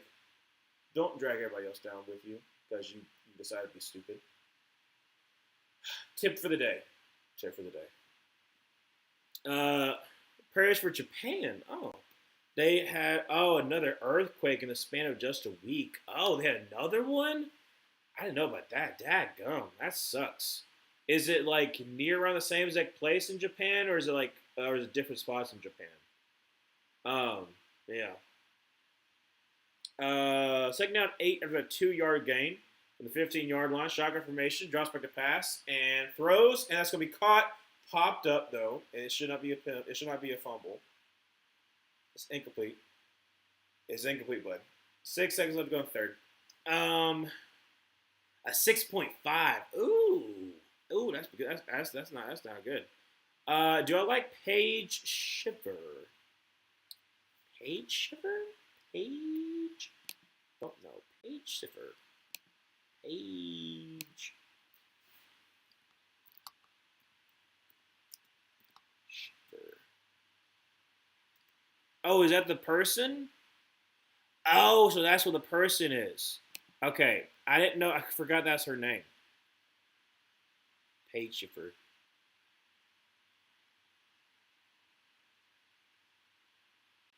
Oh my gosh. Are you kidding me? That's what you're gonna go with? You're gonna blame her for this situation? And so, like, why has she not been fired yet? Is she the reason they're trying to bring down Sharon Moore? Really? Really? It could be both people's faults, but don't be like, oh, was she just hired so she could bring down Sharon Moore? That's so. That's okay. Wait, did they call that a fumble? What? Wait. They call that a fumble? How? How? They said complete pass for a first down. Wait. Mike Evans is hurt. He's hurt. I think it's his groin. Now it's an incomplete pass. Oh, now he's up. He's kind of striking up a little bit. Wait, okay. It's in the third quarter. I'm trying to figure that out. Oh, wait. So, yeah, how is this a fumble? How is that a fumble?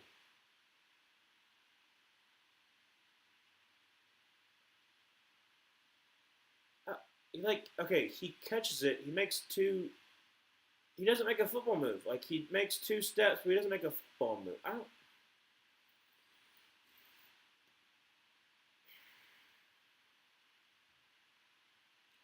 So it's 20-14 in the third. Got a whole other quarter left. Buccaneers knocked on the door, and I just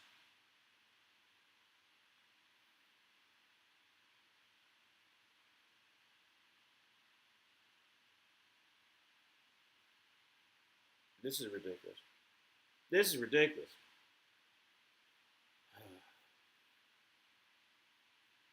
Okay, so it was on the opposite ends of Japan. Okay, so yeah, okay. So they're around the same, but on the opposite ends. Okay, that's. I mean, I'm trying to think. When's the last time we had a lot of earthquakes?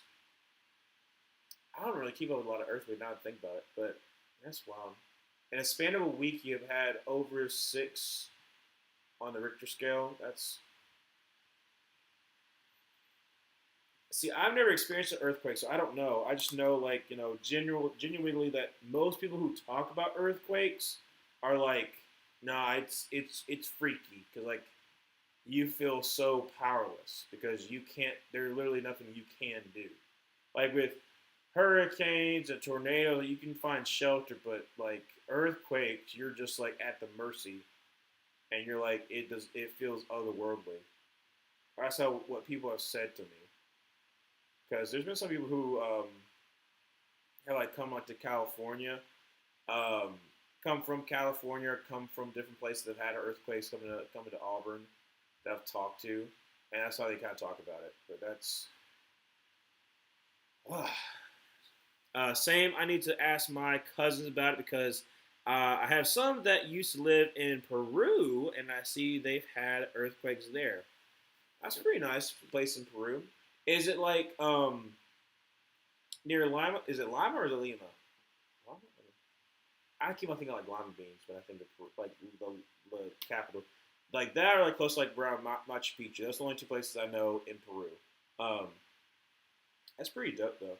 I mean, not the earthquake part, not the earthquake part in Peru, but like all right. So first down 10 from the 15-yard line. Baker Mayfield going to be hand off to Buck Irvin, who does slip and slide, unfortunately. So he's back to the line of scrimmage. You slipping and sliding. So it'll be second down and about 9-ish. Is Marcus Freeman going to coach New York Giants? I know he's gonna be asked a lot if he wants to leave Notre Dame. I'm gonna be honest. I don't think he would leave. In my mind, I don't think Marcus Freeman would leave Notre Dame to go to the Giants for a different spot. Sure, but I don't think you go for please, Lord God Almighty. Are you kidding me? Are you kidding me? Another holding on AJ Terrell for a first down for the Buccaneers, and this time knocking on the door to score a touchdown. You are not a serious football team. Stack, and then right there, hold, just barely. It's a little bit grab, a little bit of a grab, dude. It's ridiculous. Why? Why? 16 penalties. You have more penalties than you have points. First to go from the 5-yard line. Baker Mayfield on the center. Going to be a handoff. That's going to be Sean Tucker. And Sean Tucker gets about 2. Second to go from the 3. How? Marcus Freeman, if anything, he would take, like, if Ryan Day ever left, Marcus Freeman would take the Ohio State job since Marcus Freeman's from Ohio State, played Ohio State. I would think he would want to go to New York Giants. I know it's like being rumored, but I don't know. I also wonder if, like, more so that the Giants will look for another offensive guy to kind of pair with Jackson Dart, but I don't know. Second goal from the 3-yard line. Going to be a flash to pass. Throws for the end zone and caught. Touchdown, Chris Godwin.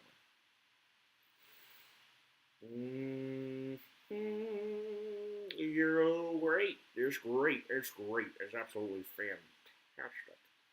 I know what you mean. Machu Picchu was amazing. Yeah, like I said, I haven't been to Machu Picchu. I've been to Chichen Itza though. That was, dude. Okay. Chichen Itza, amazing, but they are not kidding that it gets so hot because it's flat land. It's like you're on the sun because like it's like it was like late May and there's no breeze. So there's no kind of wind coming through. It's just straight up sun and it's like the South where like it's a lot of humidity.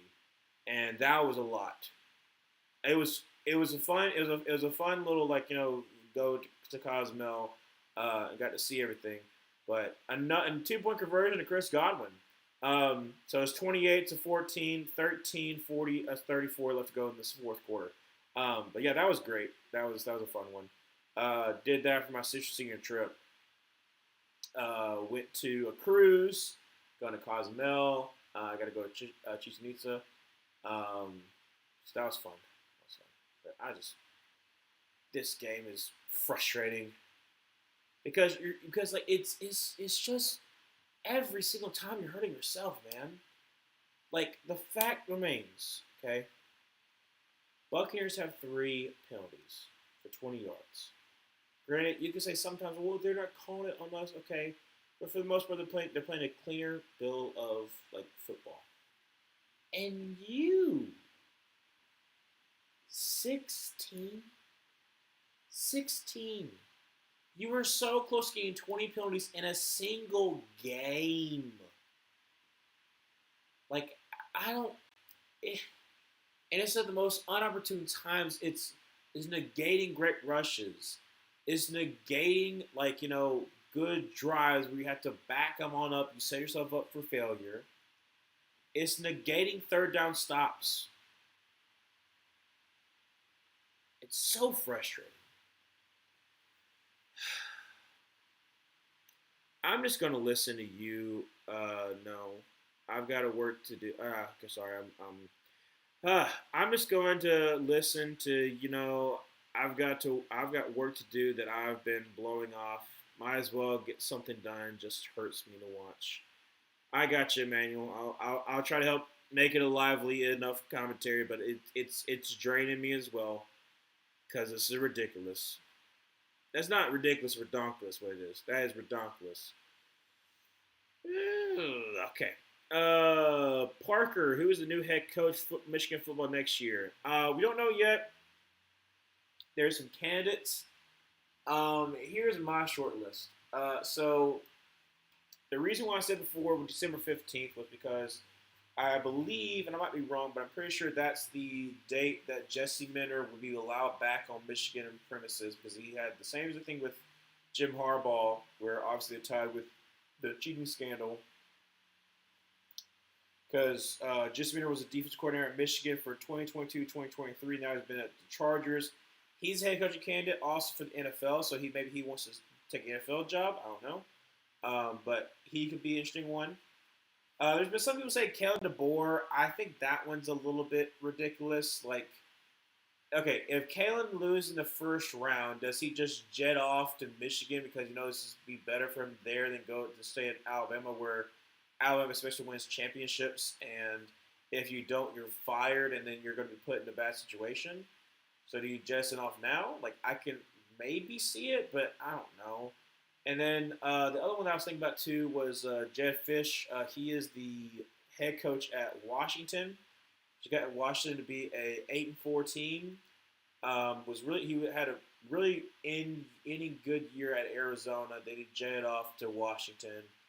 He had like a 6-win season first year. Then had an 8-win season this year. I said I could see him possibly because apparently I forgot that he was on Michigan staff under Jim Harbaugh, so that would make sense. So mine would probably be Jed Fish or Jesse Minter. Incomplete pass try to get Darnell Mooney, 2nd down 10 for the Falcons.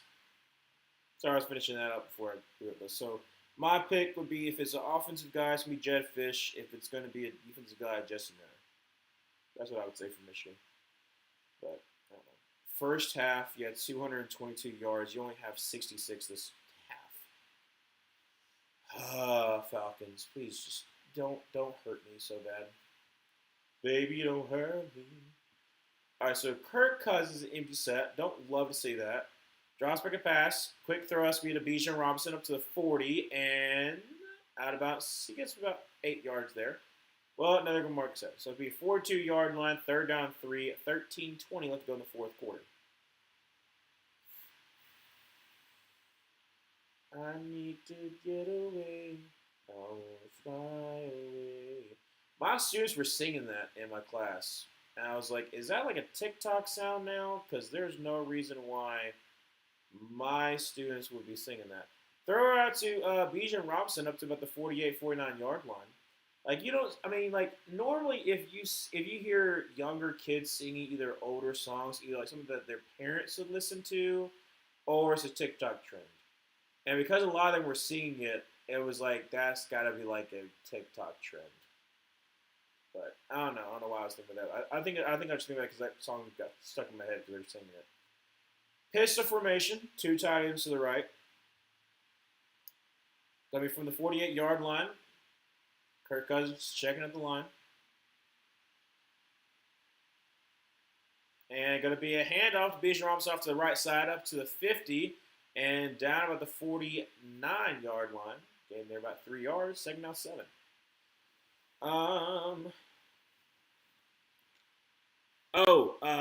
Did I answer that one, Parker, already? Will Shamar Moore coach again or not? Like I said, I don't think that Shamar Moore will be head coach anytime soon. It depends on the jail time. It depends on what kind of happens. But this is a dog-eat-dog world, and you can guarantee that some coaches will be desperate and they will hire Sharon Moore, probably either for an offensive line or, like I said, something on the like offensive analyst thing. Try to get his groove back, that kind of thing, see if he can make a comeback. But it'd be very surprising if he does. More than likely, like I said, he might be able to be a position coach, but I don't think he'll be a head coach again, unless it's like for a smaller team. But it truly depends on what's going to happen over the next month or so. Because like I said, there's been worse stuff, and people have been able to come back from. So, yeah. Emmanuel. Oh, okay. This is funny. My work GC just sent a pic of 3 guys pushing a car through the drive-thru when the car broke down. Wouldn't name names, but it's so stereotypically this restaurant. Oh, wait, okay.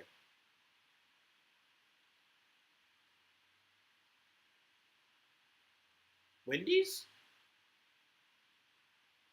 I don't know why Wendy's is the first one I think about. Man, Cowboys is having an amazing day. If only the Falcons could.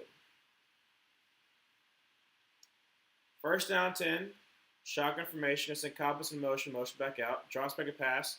Fakes the screen. Throws. That'll be caught. And that's going to be Davis Sills down to the 5-yard line. First and goal for the Falcons.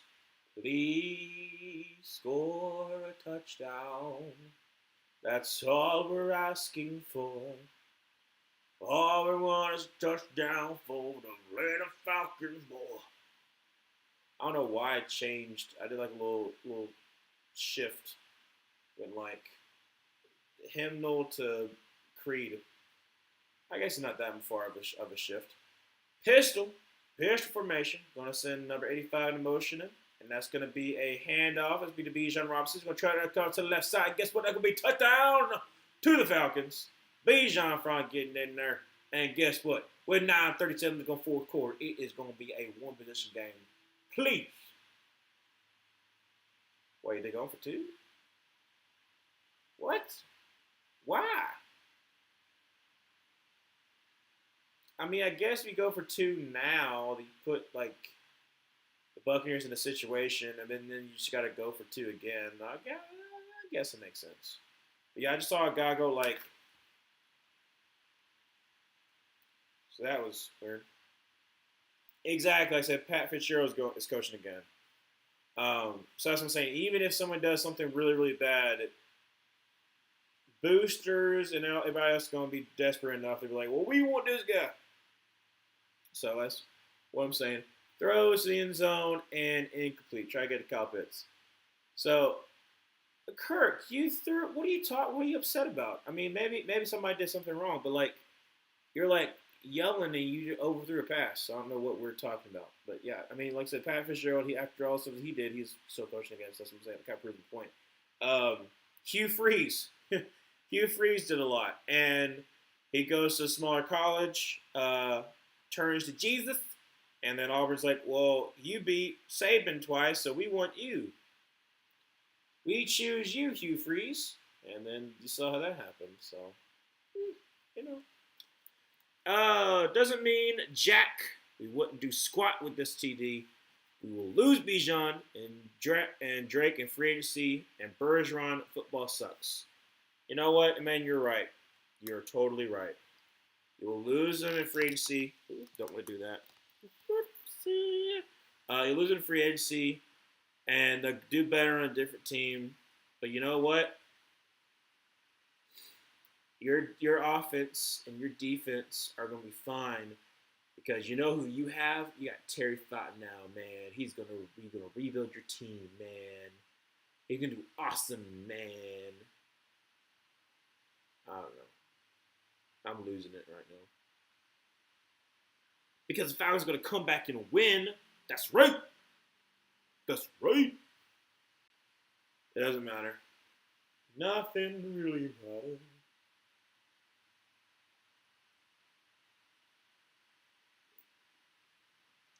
Ooh. Nice. Yes. Just because you said that, I want Terry Flower now. Let's go. I convinced you. Get him out of there. Terry, bang it on up there. Get on out of here. Get on out. Get on out now, Terry. Terry. Get on out. Get on out now, Terry. That's what I'm resorting to. That's how much I am not feeling it right now. I'm offbeat singing. That's what I'm doing. I'm looking at Mike Evans torching the Falcon secondary. He's like, retirement, I'm going to slice it up. Ha ha, Moss. Ha, mine. Guess what? Mine. And then I'm going to get folded, but they're going to show me getting folded because that would not be right for the narrative, but I did get folded today. 6 receptions, 132 yards. Amazing. Amazing. Unfortunately, got no touchdown, though, but he's looking amazing. Looking like a raisin. All right. That was a rhyme. That was such a bad rhyme. That was a rhyme zone kind of rhyme. You look that up and you're like, oh yeah, that's a good one. And Zane Gonzalez, you know what he does? Do you want to know? Do you really want to know? Like, out of all things that could happen, on a night like tonight, do you know what could possibly happen? We're going to have a stupid kick because I think Zane Gonzalez messed up, and it's going to be a penalty on the Falcons because it didn't get to Lindsay.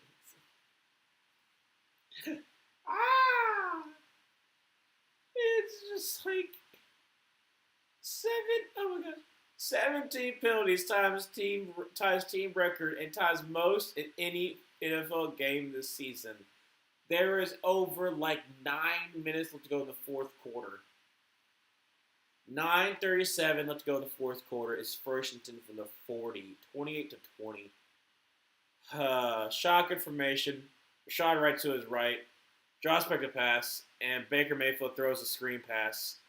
Gets him to the 45, 46-yard line. So again, 6 yards there. Second down, 4. This is ridiculous. Not really ridiculous.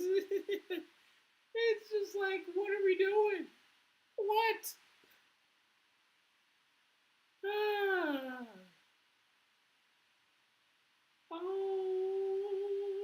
I don't know. Woo. So 9:03 left to go in the fourth quarter. It's 28-20. It's pretty close, but guess what? Falcons going to find a way to screw this one up. Shotgun formation, drops back to pass, free rusher, avoids the pressure, throws across the body, and that's going to be. Hold up a second. Wait. We have a flag. Now, is this on the Falcons? Is this the one to break? Yes, it's a hold on the Falcons, but they decline it. It is a first down. Do you know what the hold is on? Can you take a guess? It's AJ Terrell. Holding again. Crazy. Who would have guessed? So we await the other penalty. One more penalty to break your franchise record. Falcons, can you do it? Maybe. Possibly. 8:40, let's go in the fourth quarter. 28-20. First down 10. From the 45-yard line, Baker Mayfield under center. Going to send Ty into motion. Going to be a play action pass. And disengages. That's going to be Jalen Walker. Gets the pressure on him. Second down 10. Oh, you know it will be. GPS tomorrow will be hell. Huh? He definitely will be. Take me out back and in my misery. In what way, there, Emmanuel? What way would you like me to do so? Do I like... Tosh Loophole. Oh, wait. Is that his first name? Is Tosh his first name? One second. Second down 10. Throws. Pick! D. Alford. Thank the Lord. We have something that we can talk about. The Falcons finally have done something to turn the tide. And it's 28-22. Let's go in the fourth quarter. And we are looking at the Falcons going to be on offense right now. Let's freaking go, D. Yeah. Is that his first name? 3 now incoming? Possibly. I don't know that was his first name.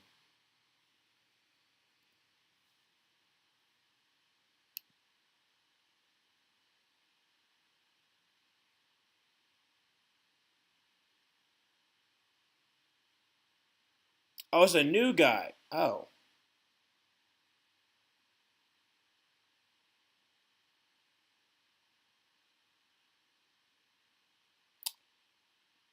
Okay, so there's a D coordinator. Oh. Okay. I don't know much about him. I mean, Oregon's handoff to Bijan Robinson to the 40, up to the 45. Adams with the 48-yard line, first down 10. So it's not gonna be 3 and out. There, Emmanuel, you're wrong. But Oregon's defense has been good. It's a younger defense. Well, it's a young team in general. So yeah, I think that could help, especially if like he gets a good offense. I don't know who their offense coordinator is going to be, but like they got a very talented rookie. So if you're able to establish a good defense with the very talented rookie, you could be a dangerous team, Cal, in 2 years. And up to Robinson gets up to the 50, gains about 2 yards there. Second down 8. 7:30 left to go in the fourth quarter. He has 172 total yards. That's his 27th career game with 100-plus scrimmage yards. He has 90 rushing, 82 receiving. Amazing. D. Gordon? MLB player D. Gordon. What? What are we talking about, D. Gordon? D. Gordon. Who is D. Gordon? Second down 7. Empty set for Kurt. Kurt throws with back foot, and it's going to be incomplete. Third down 7. 7:01. Boop.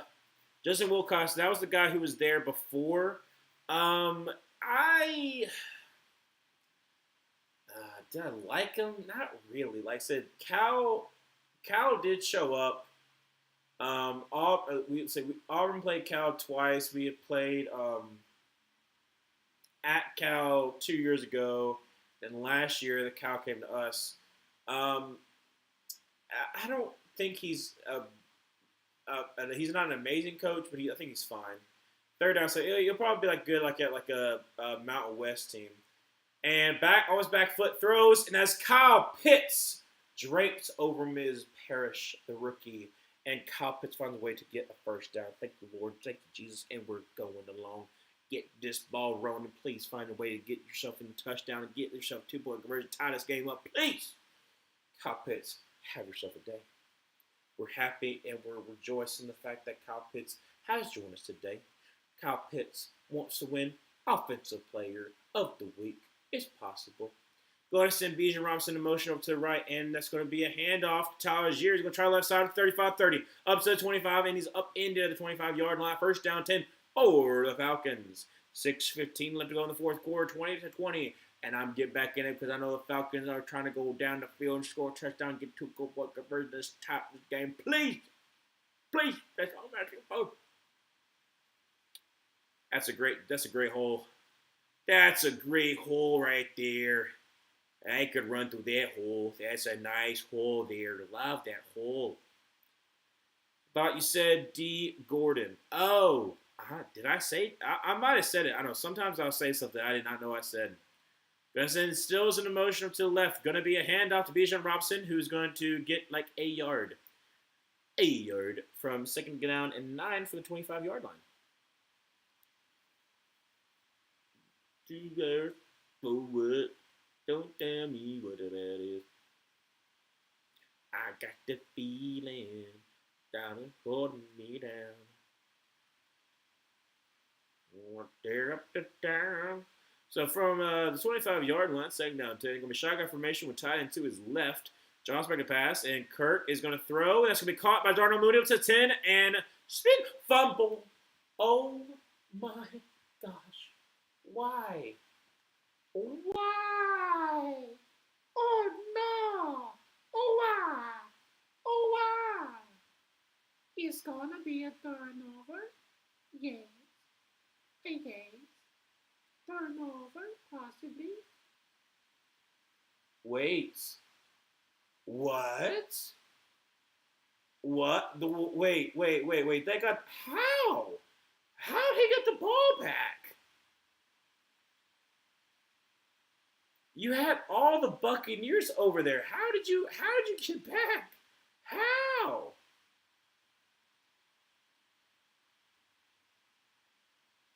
Yeah, how?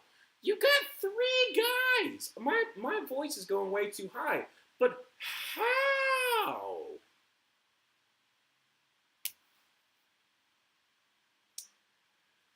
Kirk throws to the end zone and unfortunately is incomplete. First and second and go. How? Oh. Makes no sense. I'm looking at my screen right now, and it has me paused for a second. There we go. Now we're back. The screen was just like, oh. All right. Well, it's second and goal. I don't know how in the world you don't get that ball. You have 3 people around you with no Falcon defender and no Falcon offensive guy in sight. Yeah. That's a flag. Legal shift. Would have been touchdown, but no, Davis Still's like, I'm going to hip, hop, I'm ready to go. Oh, wait, let me go. Is Dan Lenny going to win a national championship game this year? Oregon's an interesting spot.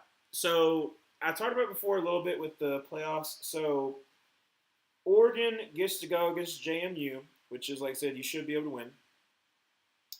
Then you go against Texas Tech, which is, obviously, like I said, their defense is amazing. Offense, not so great. So you have a legitimate shot.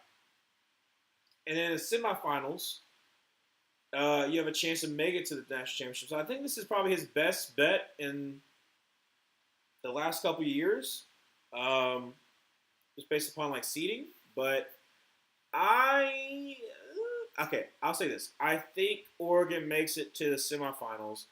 I don't think they make it to the national championship game. I still think they're too young. I say next year is when they can make it all the way. But I think this year is a learning experience. Last year was a learning experience for, like, not getting your sight set up too high. You're the first overall seed, and you got boat raced in the Rose Bowl by Ohio State. And so this year will be a learning process for Dan. And then next year will be it. Empty set. Draws back a pass. Kirk throws for the end zone. Oh, no. Wait! Touchdown! Oh, what? Oh, we got a touchdown for Kyle Pitts, his 3rd one of the day. Yay! Oh, glorious day. All right, let's see here. Okay, so he doesn't have it there. Does he have it right here? And booty cheek, yes! Booty cheek is down. Booty cheek is in the end zone. Look at that butt right there. Hit that butt right there. Right there. Butt. Butt is down. Look at that butt. That butt is down. That butt right there is right there. See that white butt? It's on that orange right there. Butt. Butt hits before the elbow. Butt. Right there. Butt. The butt is down. Kyle Pitts' butt is down on the ground. Sit down right there. Here you go. You see it right there? Butt. There it is. Nah. Show the other. No, right here. Butt. Please give him no. Just give him the butt. The butt's down. Give him the butt. The butt. But look at the butt.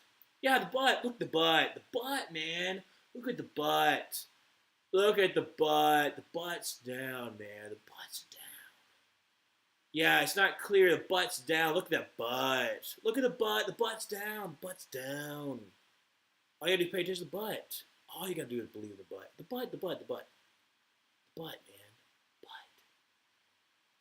man. Where is it at? Oh, can I personally call David Sills to tell him to leave? No, you hyped him up too much. You can't do that. No, Emmanuel, you must be happy. And joyous. That's what you should do. Be happy David Sills is on your team. Booty cheek right there. The booty cheek is there. The jiggle. The booty cheek is there. Don't overturn. Give him the booty cheek. Yes, it's on. It stands. It's a touchdown. Kyle Pitts third touchdown of that day. Oh my gosh. And look at the measurement now. Yes. So, 28. We still got to go 2-point try, but still. I so desperately want to believe in the comeback, but I'm so tired, boss. Hey, I believe. I don't know. Have you seen Book of Mormon? That God created the universe, and I believe. All right, so second down. 2-point conversion for the 2-yard line. That's what I meant to say. Empty set. Sorry. Shotgun formation with Bijan Robinson to his left. Goes copies in motion, drops it back, and is going to throw, and it's incomplete. Had to get that one away. Going for 2. Twice. And I getting it is a difference because they're chasing points. So now it's 28-26. But it's 3:38 left to go in the fourth quarter. Booty! You get that booty hits. That booty hits the ground. You know that booty is hitting the ground. And when that booty hits the ground, you know it's done. I don't know what that was. But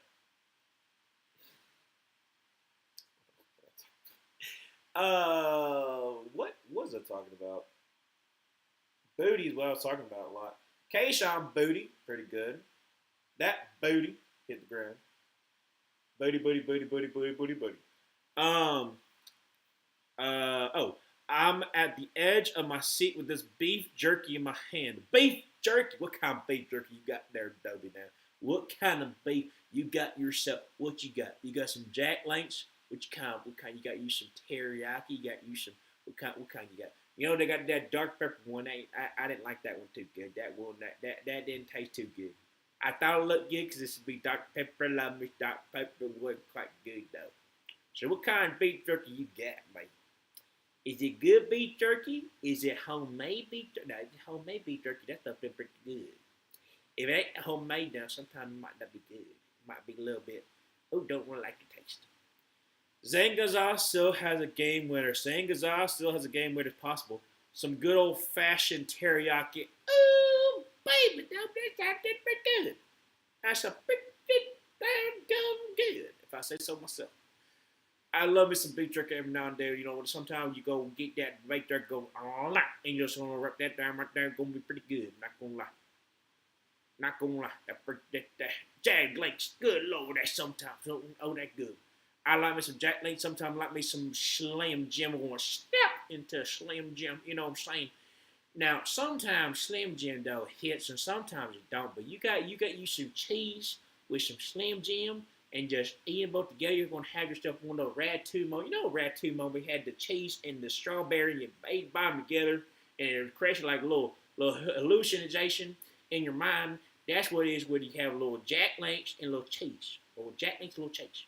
We got here. The homemade stuff is so good, but I didn't want to pay that much today. True. 'Tis true there, Dobie. That homemade stuff is quite excellent. When I worked at a restaurant, we had some country old boys who every now and then would make their own jerky. They'd be like, "You want some?" I was like, "You know I do," because they put some good spices on them too.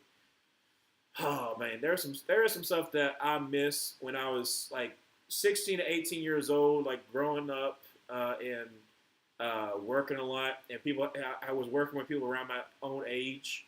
When we were all like the youngins, because everyone else was like older in the restaurant. They were volunteer firefighters while also like trying to finish their high school degree, and I was like, "Oh, I'm gonna go do special stuff," and then I did not accomplish what I wanted to do.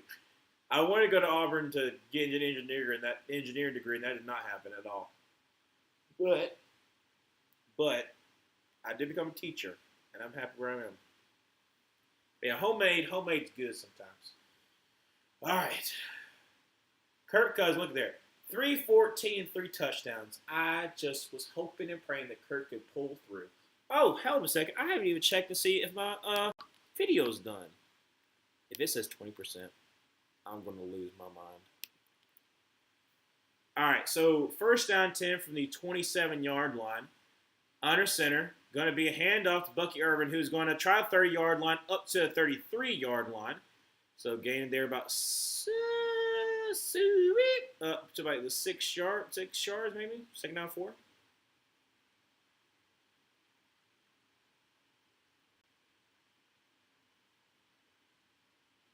I ain't going. Oh my gosh. Did it pause? How is it still saying uploaded 20%? How? Oh. I wanted to be able to upload it like during the game, but I guess not. I can't. All right, so from the 33-yard line, they're going to be a handoff Bucky Irvin, who is going to get about 2. So we set third down 2, 2:39 left to go in the fourth quarter. Going to have to do one more play before a 2-minute warning. Oh, man. Like I said, I wanted to release a video like during the stream, but I don't know if there's a hiccup going or what's happened, but that's ridiculous. 20%. Ain't no way it's been a whole entire hour. Oh, 20%. Oh, no worries. It's just 20%. Why must we lie? Why must we lie? See, I also hate that my nose keeping this stopped up, dude. Like, for real, though. Oh, actually, I forgot to mention, the Falcons did call timeout, by the way. So it's third down 3.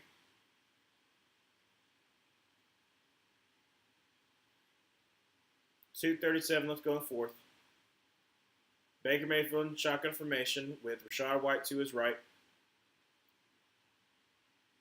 Draws back a pass, and he's going to throw, and that's going to be caught, and that's going to be Chris Godwin inbounds, first down. 2:28 left to go in the fourth quarter, and the Falcons call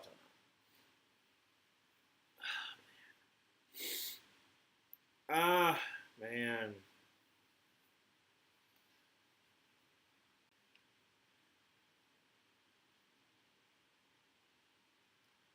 Maybe we shouldn't have been chasing points.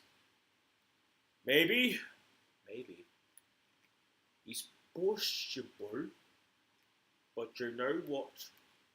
We still have a chance, Darylanta.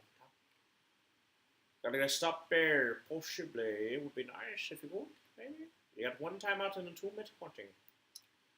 Alright, so Baker Mayfield gonna be under center with Bucky Irvin in the backfield.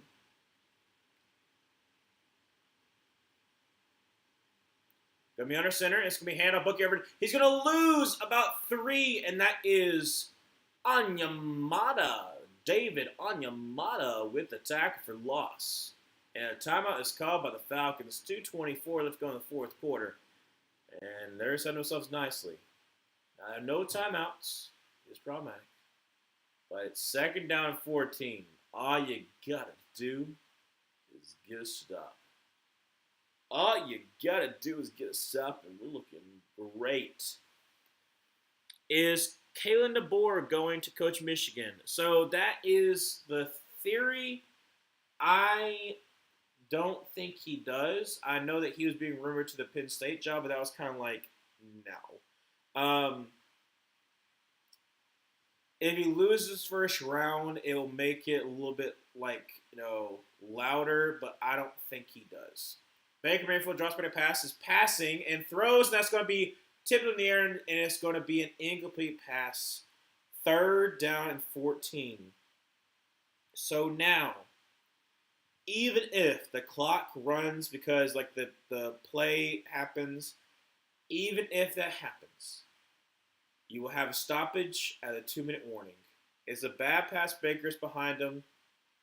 Behind him, Ed Buka. So third down to 14.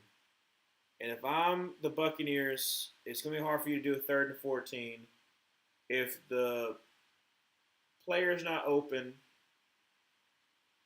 Oh, they call timeout. The Buccaneers call timeout. Why did they call timeout, Buccaneers? Why? Because they didn't like their people. I don't know.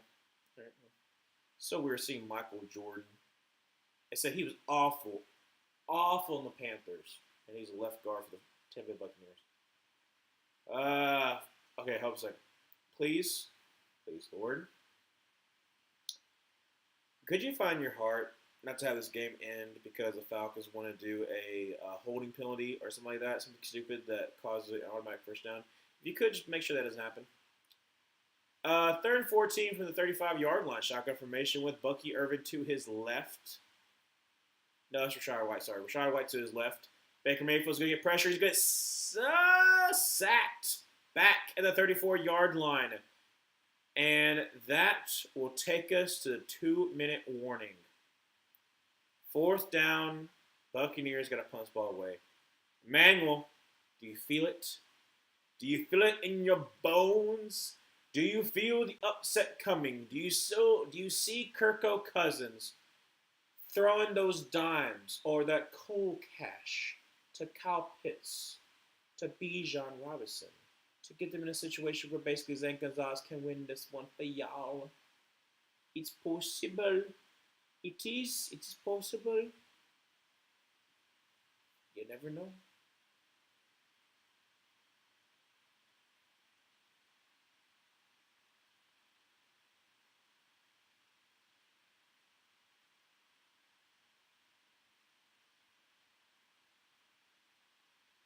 Curry's getting ready. He's like, yeah, baby, I'm about to show y'all what y'all been missing. It's against the Buccaneers. I mean, what do we expect? Oh my gosh, he's wide open. 87 was so wide open, man. All right, fourth and 14. Do you feel it in your loins? Do you feel it in your heart, in your soul? Oh, I like the fact that the boat for the Buccaneers is decorated like a Christmas tree. That's nice. I like to see you being a little more festive there, Buccaneers. Very nice. Someone's in the holiday spirit. Punt is underway. It's going to be returned from the 20-yard line up to the 25. Be careful. Up to the 30. My Lord and Savior, please don't test me today. I know you wouldn't give me battles I cannot handle, but I like my heart to beat at a normal rate. And it shall beat at a normal rate because you know in your heart and soul you could be very calm because Kirk Cousins will deliver. He shall deliver you a victory. It is written. It is foretold by me. From the 30-yard line, shotgun formation with Bijan Robinson to his left.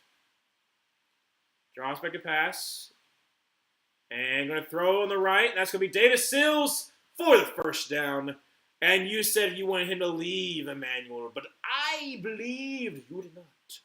Davis Sills got the first down.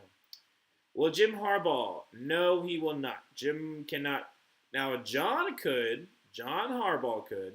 But Jim cannot. Jim has that was whatever it's called, or basically he can't go on Michigan like facilities because of the cheating stuff. That's what I was talking about with December 15th for Jesse Minter, because he can after December 15th, but Jim cannot.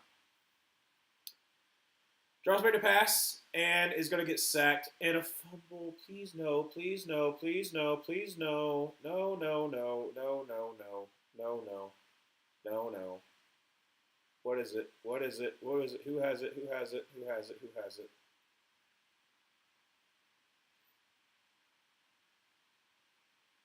Kirk's looking at himself like, hey, I had it. So ref is talking it through, and I think that the Falcons have it.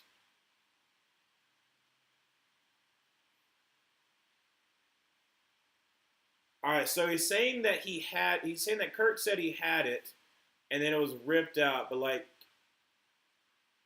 that's ripped out right there. Yeah, Kirk should have that right there where he drops right on it, but it gets ripped out of his hands.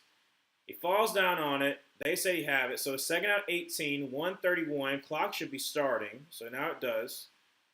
Draw back to pass. Bring us some pressure. Kirk's going to throw, and that's going to be – oh, how is that not pass interference? I know it's on Jamel Dean. That better be. It's a flag. There is a flag.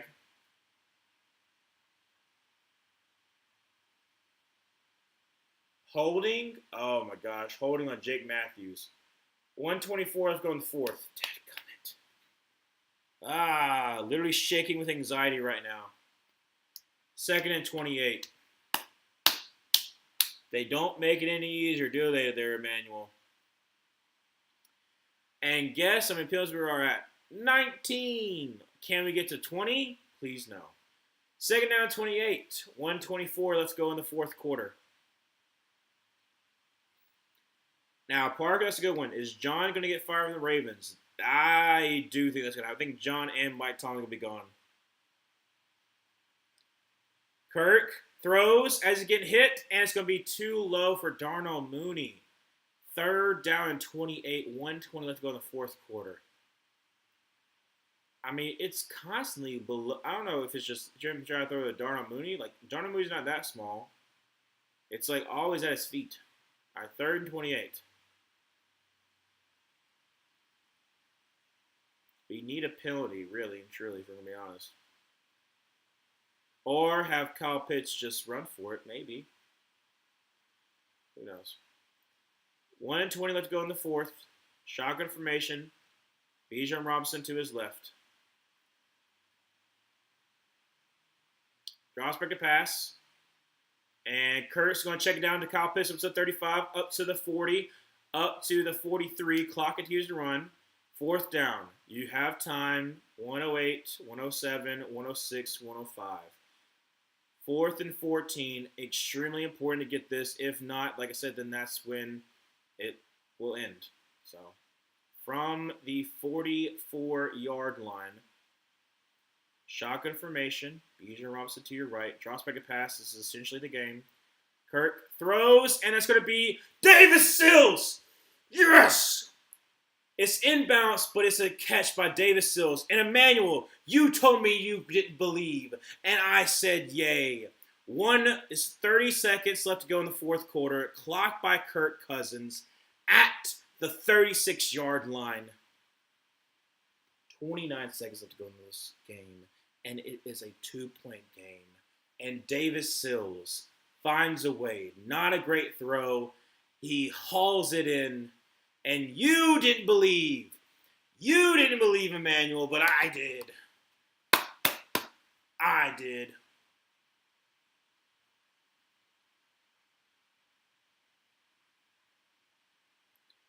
Let's see, what was I talking about?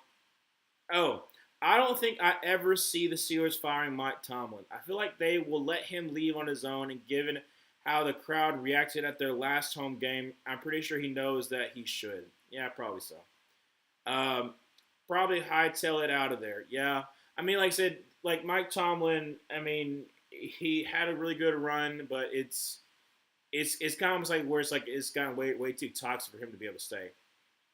Also, by the way, it's a 5 yard penalty because it's offside. So 1st and 5 from the 31-yard line. Going to be a screen pass to Darnell Mooney. Just get out of bounds. There we go. Good job. Good job. Get out of bounds. 24 seconds remaining in the fourth. Don't jinx it. Hey, I'm not jinxing anything. I believe. Because I believe that I shouldn't believe in the Falcons. But I believe that the Falcons are going to deliver a win to us. That'd be amazing, though. Education. Penalty Palooza. Hey, absolutely. We got 19 for the Falcons. The franchise record. All right, so Kirk Cousins is going to hand this ball off to Bijan Robinson. He gets to the line of scrimmage. They're going to just going to get up there and clock it. 17, 16, 15. Just going to get up there and clock it. Just wait a second.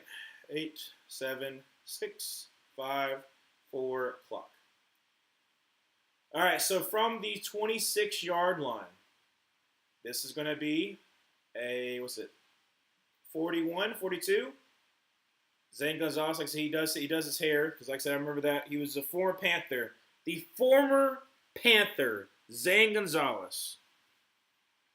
I know some of y'all might not remember, but Zane Gonzalez was actually the kicker for the Panthers the last time the Panthers were close to winning division. Zane,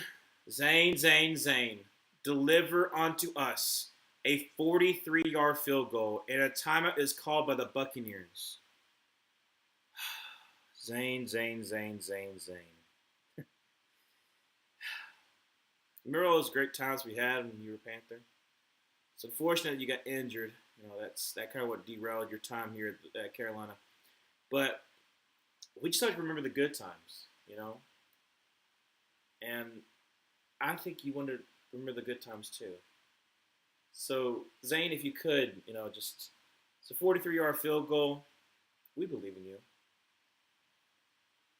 Legs and knees are weak right now. Emmanuel, I feel confident. I'm not even worried. I know Zane's going to do this for us. Zane is going to help us out. Raheem Morris try to screw it up by trying to chase points, but right here, 43-yard field goal by Zane Gonzalez. Kick is up. Kick is. You better believe it's good. You better believe it's good as time expires. 29-28 Falcons. And all the Panthers have to do is beat the Saints, and we are in the lead. Right now, we're technically in the lead, too. The Panthers are in the lead of the NFC South. The Panthers are in the lead for the NFC South.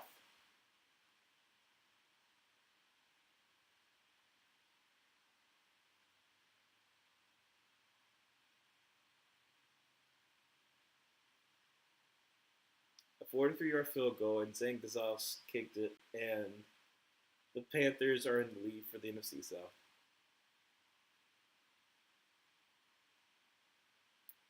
I didn't think it was happening.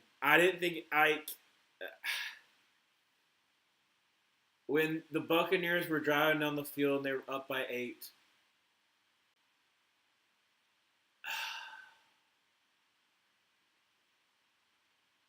Thank you, Raheem. Raheem, you were chasing points, but in the end, you found a way. And Zane Gonzalez kicks a game-winning 43-yard field goal.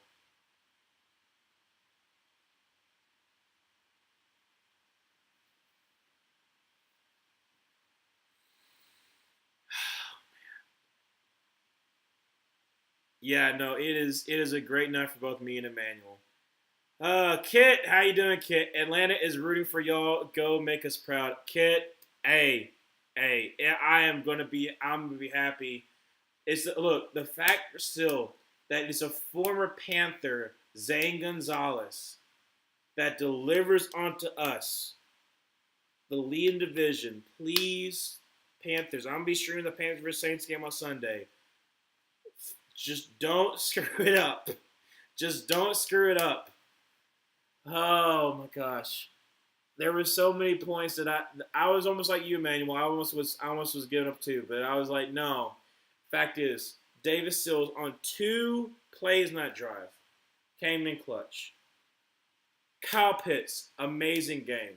Bijan Robinson, amazing game. And Kirk Cousins, somehow, some way, against the Buccaneers, he shows up. Has what, like 350 yards? Like, it's amazing. I'm so related, dude. I'm so elated.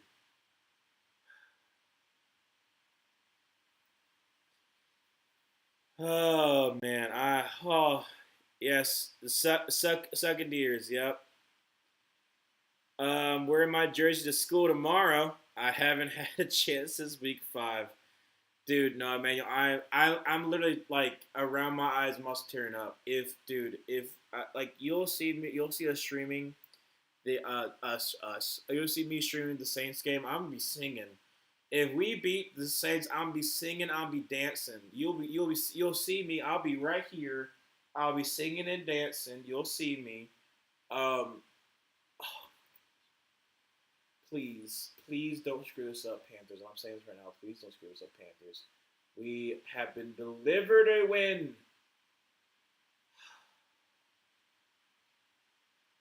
The Buccaneers are on the ropes. If we can just beat the Saints, all we gotta do is beat the Bucs once. All we gotta do is beat them once, and we lock up the division. If we just beat the Saints. In honesty, we'll keep Pitts in Atlanta. Pitts has been amazing this season. It's gonna keep Pitts in Atlanta. You're gonna find a way to pay him, dude. Okay.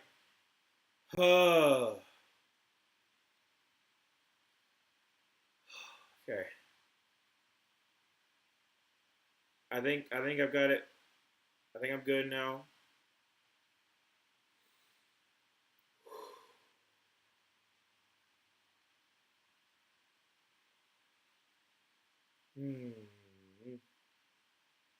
There's something to be. It's been so long. It's been so long since we've been good, and we are knocking on the doorstep of making the playoffs for the first time since 2017. I was a junior in high school the last time the Panthers made the playoffs. A junior in high school.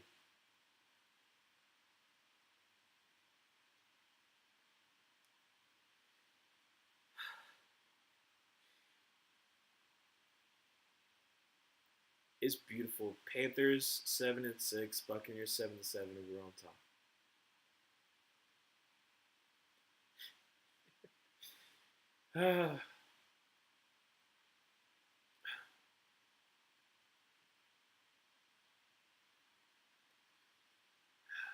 I'm getting a little emotional right now. I am.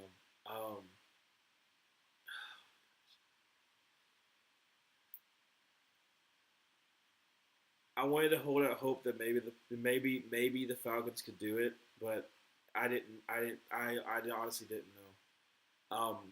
Look at that. 30 for 44, 373 passing yards, and 3 touchdowns by Kirk Cousins. Again, how? He just finds a way. Like I said, that fumble that Kirk Cousins was able to get, shakes it down to Kyle Pitts, makes it 4th and 14, and then he finds Davis Sills. Releases, not the greatest pass, and is able to pluck it out of the air. I'm so glad you guys were here to see the last Falcons wins this season. Well, you do play the Saints and you do play the Cardinals, so there's a possibility you get another win.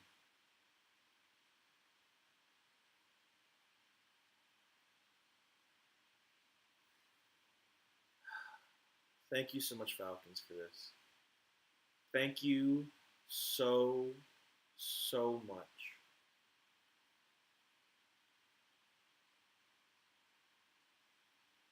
All right. Take this chance, Ryan. Go win the South. Let the Undercats win. I hope so, and we get a home playoff game. And we're the kind of team that I don't think a lot of people are going to want to see in the wild card. There's a chance. There is a chance, and I want it so desperately. There's a chance that the fifth seed could be the 49ers. I want a rematch. I want a rematch against the 49ers. I want them to come to Charlotte. I want them to be like, oh, the last time we played, we won. And I want us to have a redo and be able to avenge that. Because I feel like we can beat the 49ers. If we can beat the Rams, we can beat the Packers. I feel like we can beat the 49ers. We just didn't capitalize. That's all the wins we have. It looks so pathetic written out, but I'm desperate. Hey, 5 wins is 5 wins. I should know. The Panthers have 5 wins in a lot of seasons, back to back to back. Oh gosh, I I'm gonna cherish this for a little bit. I'm gonna try to figure out why my video's not been posted. I'm trying to post that tonight. And I will see y'all on Sunday.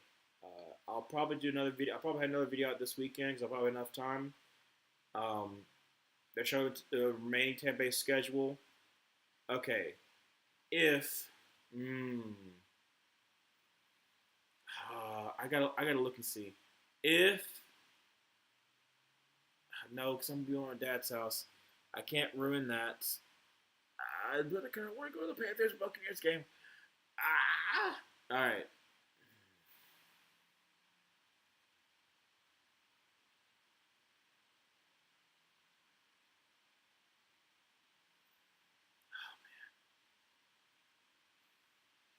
Yeah. So, like I said, I'm gonna cherish this. I'm going to try to figure out if I can get that video out tonight. Like I said, it should be out, but apparently it's taking forever. And I'll see you all on Sunday. I'll try to get another video out this weekend. Thanks so much for watching.